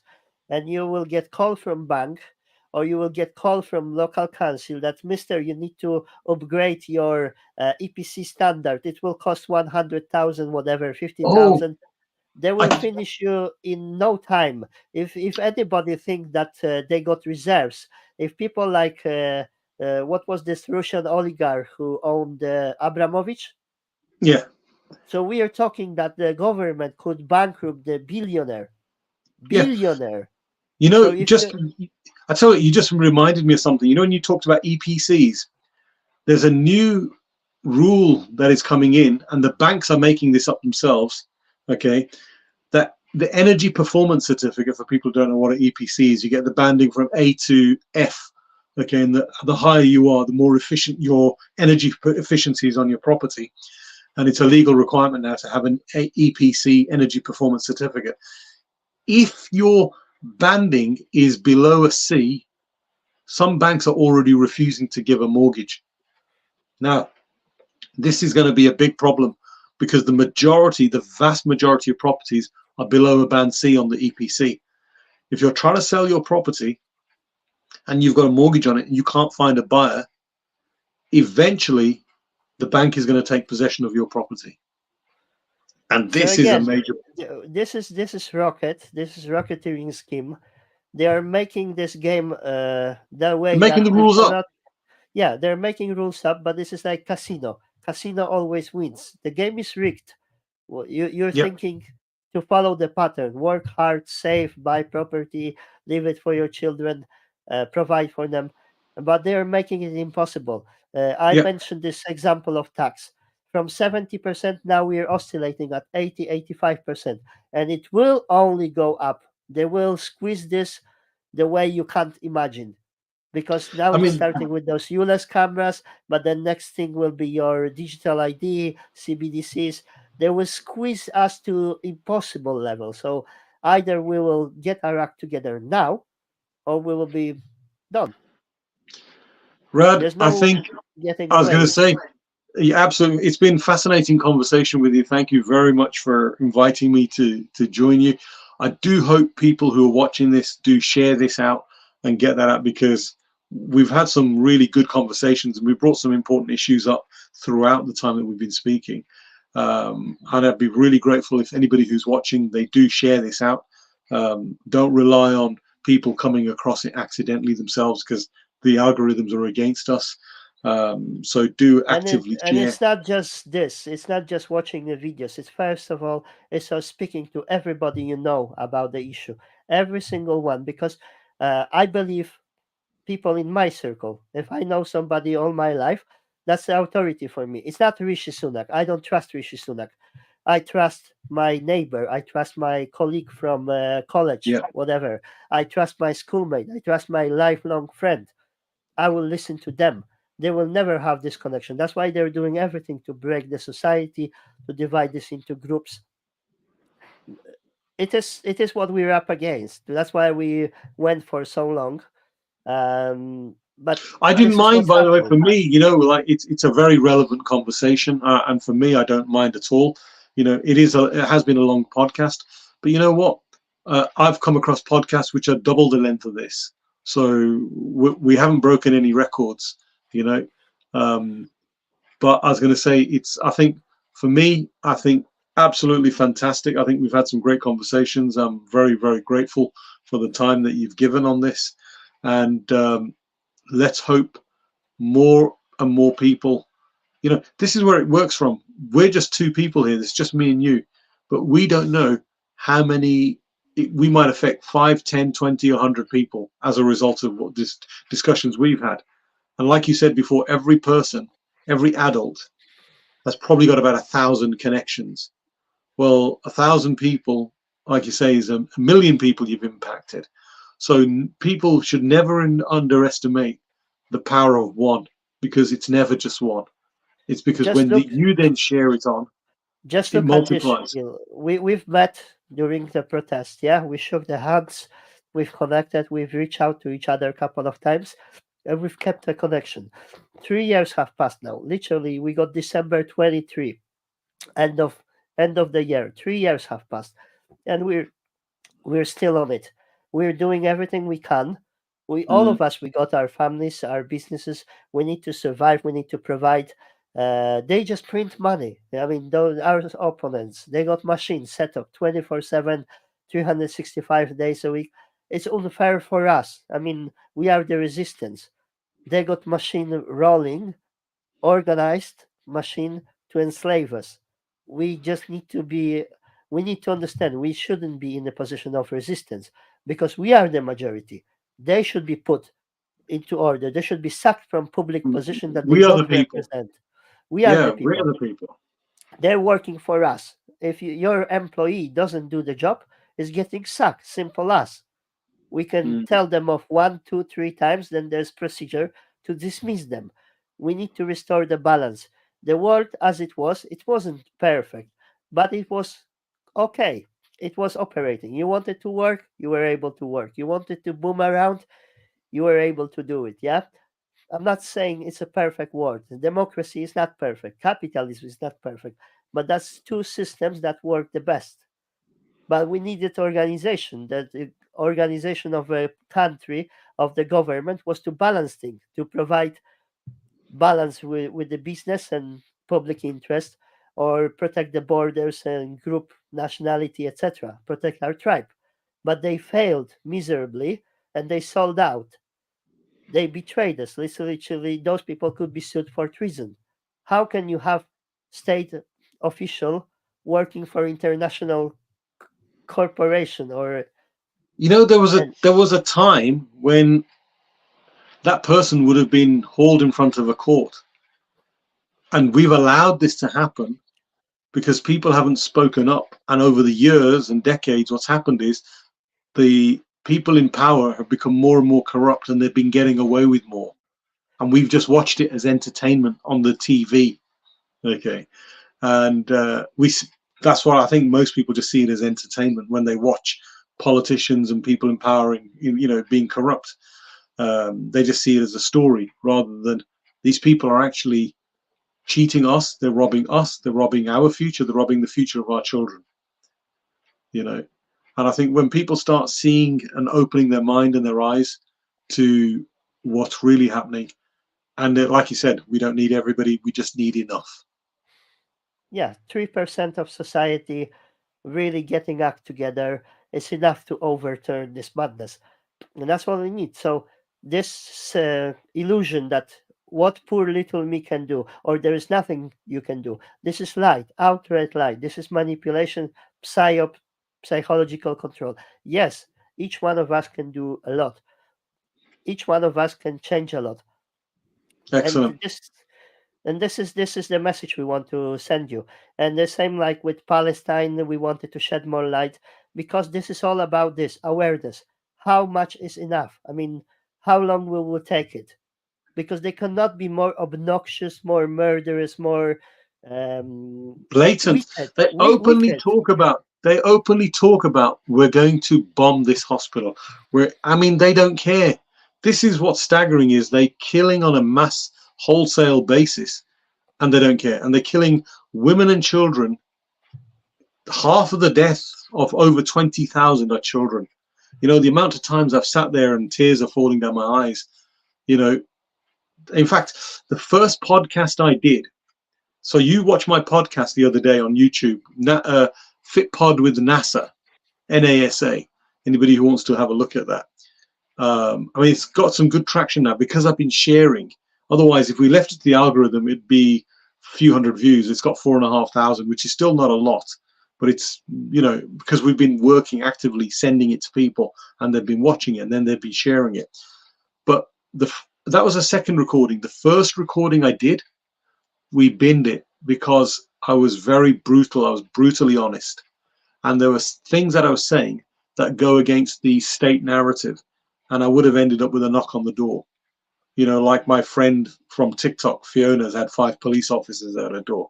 And I didn't want that. And to be honest, Nasser Munir, who runs the Fit podcast, he didn't want that either. So we both agreed, let's get together again and we'll record another podcast, which is a lot of work because a lot of work goes into recording all this and then editing. He does a lot of great editing. He's a great editor as well. So he actually edits before. We don't do it live. It's a recording and then he posts it. And Just so look at the difference between mainstream media. Can they do long form like talking for nearly 4 hours without script? They can't. They can't discuss. They can't connect the dots. They can't give their comment. They can't provide moral guidance. Yeah, like said what I think about this. Freedom of speech, freedom of discussion. I don't think we agree on everything, but we are talking. And that's what it's all about: to being human, to communicate, to reach out, cooperate. That's what we're doing. You're from Birmingham, I live in South Yorkshire, Barnsley, but we've taken the time and effort. We're making effort. If Mm. everybody will do something, we'll have different society. But that's the bottom line. That's what we want to end up with. This is We cannot tolerate this anymore. And This you is know what? God willing, we will get there. Okay. It's just a matter of time. I think we're heading in that direction because I'm seeing more and more people are starting to realize, people who took the plague protection. Yeah. for They are eight talking to, times in a row, and they will not tell you like, okay, you're not having yours. Now they are seeing that they're being played. well, look, I tell you what, I've never, before the plague, I would visit about 3, maybe 4 funerals in a whole year. In the last 12 months, I've attended 20 funerals roughly. 20. Okay. That's the ones I could attend. There was many more I couldn't make. Okay. And I've never seen the number of funerals ever like this before. And this is post plague. Okay. This is after the so-called plague. And with the medicine, something's obviously gone wrong with the medicine, and the medicine's doing a job that it's not meant to do, or maybe it's meant to do that, but it's not doing what people think it was doing. And I've had people approach me privately and say, I wish I'd listened to you. I was at one funeral where the brother of the deceased, he's burying his younger brother who's 39. Okay. By the way, most of the funerals I've been to were all people who are still young, from as young as 16 to maybe a maximum of about 70. And 70 is young by today's standards. People live in their 80s, 90s. We've just had Henry Kissinger, Satan's father, live to 100. Okay. So 70 is young by today's standards. Okay. I've had the brother of the 39-year-old, he approached me. He said, you told him, but he didn't listen to you. He said, the only reason he's not here is because he didn't listen to you. And he took the medicine. These are his words at the funeral. Okay. And the amount of conversations I've had with people who've contacted me and said, I'm having difficulty, I'm ill, something's happening, I'm not happy with whatever's happening to my health. These are things that were never happening before the medicine arrived, and it's staggering. And then I'm giving people, I'm not a doctor or anything like that. I'm just as qualified as Bill Gates is to give, in your words, to give medical advice. Okay. But I've tried my best to help people look up protocols that may possibly help them. I don't know, might give them a chance. But there are people who are reporting serious health issues that they never had before, and they only happened, quite by coincidence. And then we see all of these athletes and footballers. Yes, coinciditis. This is what it's called. Coinciditis is the Coinkydinkies. Yeah, major reason for excess deaths. yeah, Coinciditis. yeah. It's a coinciditis. I like that, coinciditis. Okay, so huge numbers of people are dropping, and now those same people who literally, some of those people were laughing at me, calling me an idiot. Yeah, wasting your time. You sound like a conspiracy theorist crackpot. Some of those same people have had to swallow their pride and say, I think you were right. What can I do about it? And I mean, it's but probably now too late. it's not the time to really point that somebody was wrong.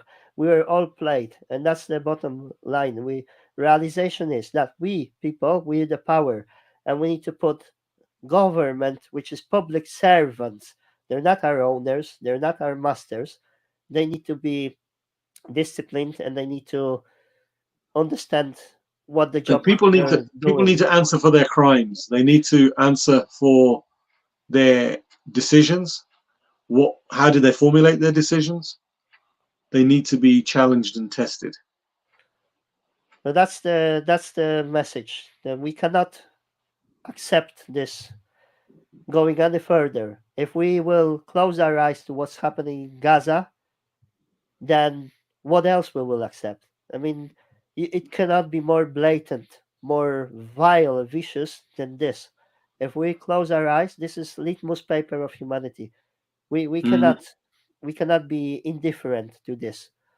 So that's the message for I mean, people. they're using the massacres of Gaza and the narrative they've created that the Palestinians are all terrorists, and there are literally people, especially Israeli government officials, who are saying they're all terrorists.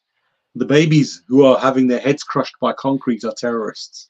Okay, or doctors who have been shot whilst they're operating and they've been shot through the window and But they've then been sniped. how long it will take before we will be called climate All denialists, terrorists. or Well, terrorists?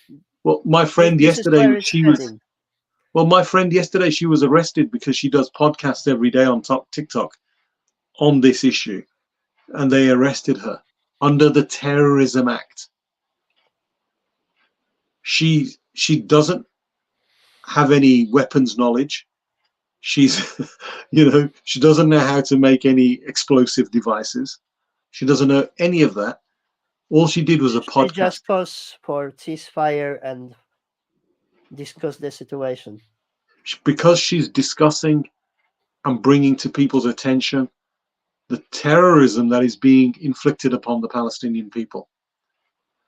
And she's now enemy of the state because the state is so invested and wrapped up. Because we're a major supplier of weapons. Britain is a major supplier of weapons to the Zionist entity, Israel. We're a big supplier of weapons. We sell them billions of pounds worth of weapons. And there are powerful people who've got a control over politicians. And there's a revolving door, as you know. When they come out of political life, they work for big corporates. And that could be arms industry, it could be the pharmaceuticals industry, it could be the energy industry, the electric How battery. how blatant was Van Tam undertaking job in Moderna after when he was deciding on the country's policy regarding certain injectables, and Yeah, then he's going into injectables business. How blatant is that? it's absolutely staggering. And now we're finding out that uh, there are people who are pushing the narrative with the Palestine uh, issue, and they're heavily invested in the arms industry. They've got major links to the arms industry, shareholdings, etc. Or they're providing contracts to businesses that are connected to either the exploitation of Palestinian oil and gas, like Infosys, Rishi Sunak's uh, in-laws, from which he obviously benefits because if his wife benefits and he benefits, you know. And I'm staggered that this is acceptable to a lot of people. They think so what, and they just want to get on with their own lives. But there will be no lives. There will be just prison system for all of us. Feudalism 2.0, unimaginable level of control with AI, with tools, technology. You can't imagine this. Well, So look, we're already controlled. This has started happening in probably the last 6 months, I think. If you type something on social media and they don't like it, it pops up with a message. Most people don't say. Was it on Twitter X? Most people wouldn't comment like this. Would you wish to edit? Edit, and it gives you the option to post anyway or edit. And you think, if I post it anyway, I'm going to get banned, or it's going to get taken down, and you're going to get a strike against you. So you end up. WHO tube literally listen to your content, your video, and within less than 24 hours, you will either get approved or you will get banned, strike. You will get channel strike or you will get deleted if you will say against a certain organization. Yeah, So this is showing you power. So in feudalism, you got controllers. I own yeah, the land. you're the serf, you're tied to land, you have to work for me. And that's how it works. So now they own the infrastructure, they will own digital ID. Without this, you will not be able to buy food. You're done. Charge your car, points system, total dictatorship. It was never ever possible. And if people think that they got resources or they're in business or they will get away, it was George Carlin, a famous comedian from The US. US. He said it's a big club, and you and I, we're not in it. We're And not what in those people want, more for themselves and less for everybody else. because And their this is greed has no limit. there's no limit. And those people literally print money. They print money. They can't have any more. What else is there to buy? They had any material possession that you can dream of. They got no need for anything more, but they got extreme need for control. That's why CBDCs will be controlling your behavior. Will be basically Well, coupon it's system. already happening in China. I mean, the credit system with there over there, it's the most surveilled country in the world now. Britain used to be the most surveilled. We had the most amount of CCTV cameras per capita. It was Britain. It's now China. And over there, you have a credit score system that if you say anything on social media that is not deemed acceptable by the state, your score goes down. And you'll find that you can't go into the shops and use your bank card, or you can't catch a train, or you can't catch a flight. So, and then your name comes up on billboards and you're Or shamed. use your very own money, like withdraw cash from bank, etc. Yeah. Already That's now, there are some of the former East European countries. I think, like, I can't remember, is it Lithuania? There's no cash. They've already got. Is it Lithuania? Or I think it's Lithuania. Yeah. I'm not Where sure. it's very technologically advanced with all of the um, tracing systems and electronic cash. So you have there's no money available. Literally, I was reading a story of a doctor and a pharmacist couple. They tried all day to pay with cash, but they couldn't find anywhere who would take cash. So everywhere is either the chip in the hand, yeah. So they're encouraging people to take an implant chip. Okay, the what is that? The mark of the beast, some people call that, or you pay by an electronic card payment. And so basically, what that means is everything is monitored, everything is controlled, and you have no individual sovereignty anymore. You are a slave of the system, But and this is all this is proposition. We will get what we accept. yeah, Everything in this human society, in this civilization, is our agreement. How we agree to go on with our lives. And clearly we can see this is collapse of civilization. If we allow this, it will only continue. Like we established over centuries that we got certain rules, even how to conduct the war. We regulated even such a vile aspect of human life. And now we can see it's all being thrown through the window. So this is that saying, if you don't stand up for something, you will fall for nothing. anything. Yeah, you'll fall for anything. Yeah, There will and be nothing left. There will be no future. This should be resonating in everybody's head that this is the future we're living for our children. Because even if you think you're playing this in the system and you're a servant to this system, or you're somehow safe with some sort of economical safety, there will be nothing there for you. It is just a handful of people that will benefit from this. Everybody else will just get serf position, slave for I just want to. redundancy. I'm just looking at the messages because I'm looking on my phone here because I'm looking at the messages. So you got Andrew. He's saying it now turns out that the camera vans are actually illegal. That's the ULEZ camera vans in London. And he's also saying nobody has been held accountable in Thurrock Council for £500 million of losses. And the CEO even got a £50,000 payoff when she resigned. That's despicable. That's disgraceful, isn't it? Yes. You wouldn't, in any other business, the head of the business would get the sack. Yeah. And they wouldn't be getting their payoff or a It's bonus. literally a realization. Do we want to accept this? I think we don't want to accept injustice anymore, and we can have more fairer, more transparent way to live. So how to construct society? The politics, they need to change. I believe in democracy. Democracy is a consent. It's a common effort to live together, to work together, and I'm a big fan of democracy. Yeah. And I think we can reinvigorate democracy. But then again, what we were painting, the dark scenario, it didn't happen. I don't have crystal ball. It's one of direction possible. The future is not set. And all this notion, what is there poor little me that can do about this, or there is nothing you can do about this, is just a psyop. People build this civilization. We build the civilization on this planet. We agreed.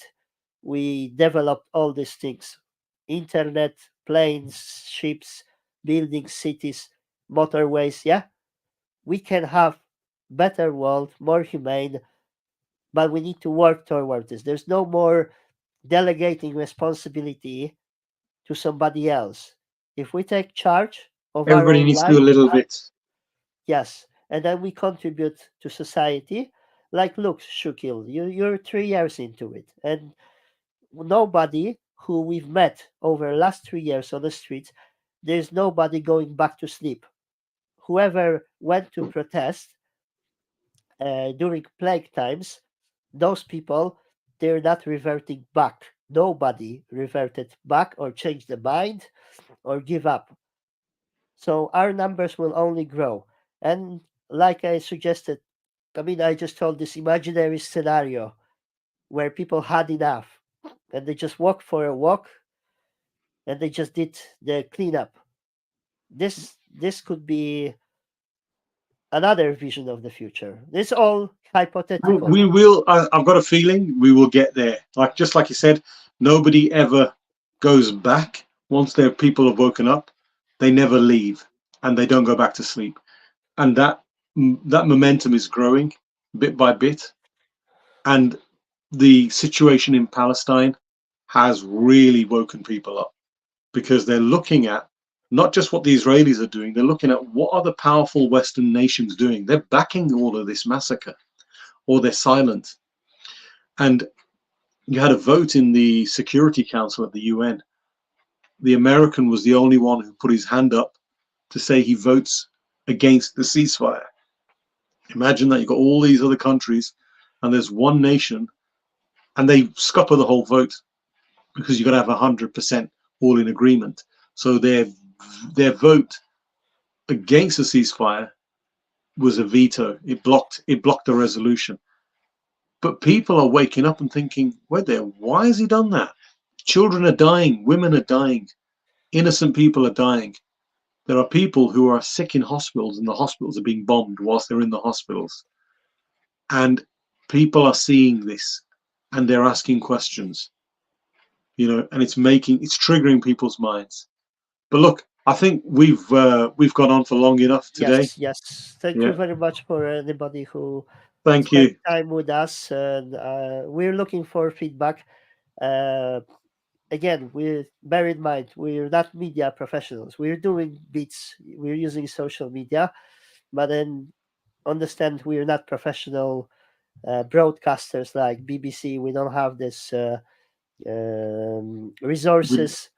We are all individuals who are just making effort to get the public debate. We're not doing this to um, sell you products to benefit from this. But we want to get the message across. We cannot tolerate this anymore. I mean, this is future of our children, future of next generation.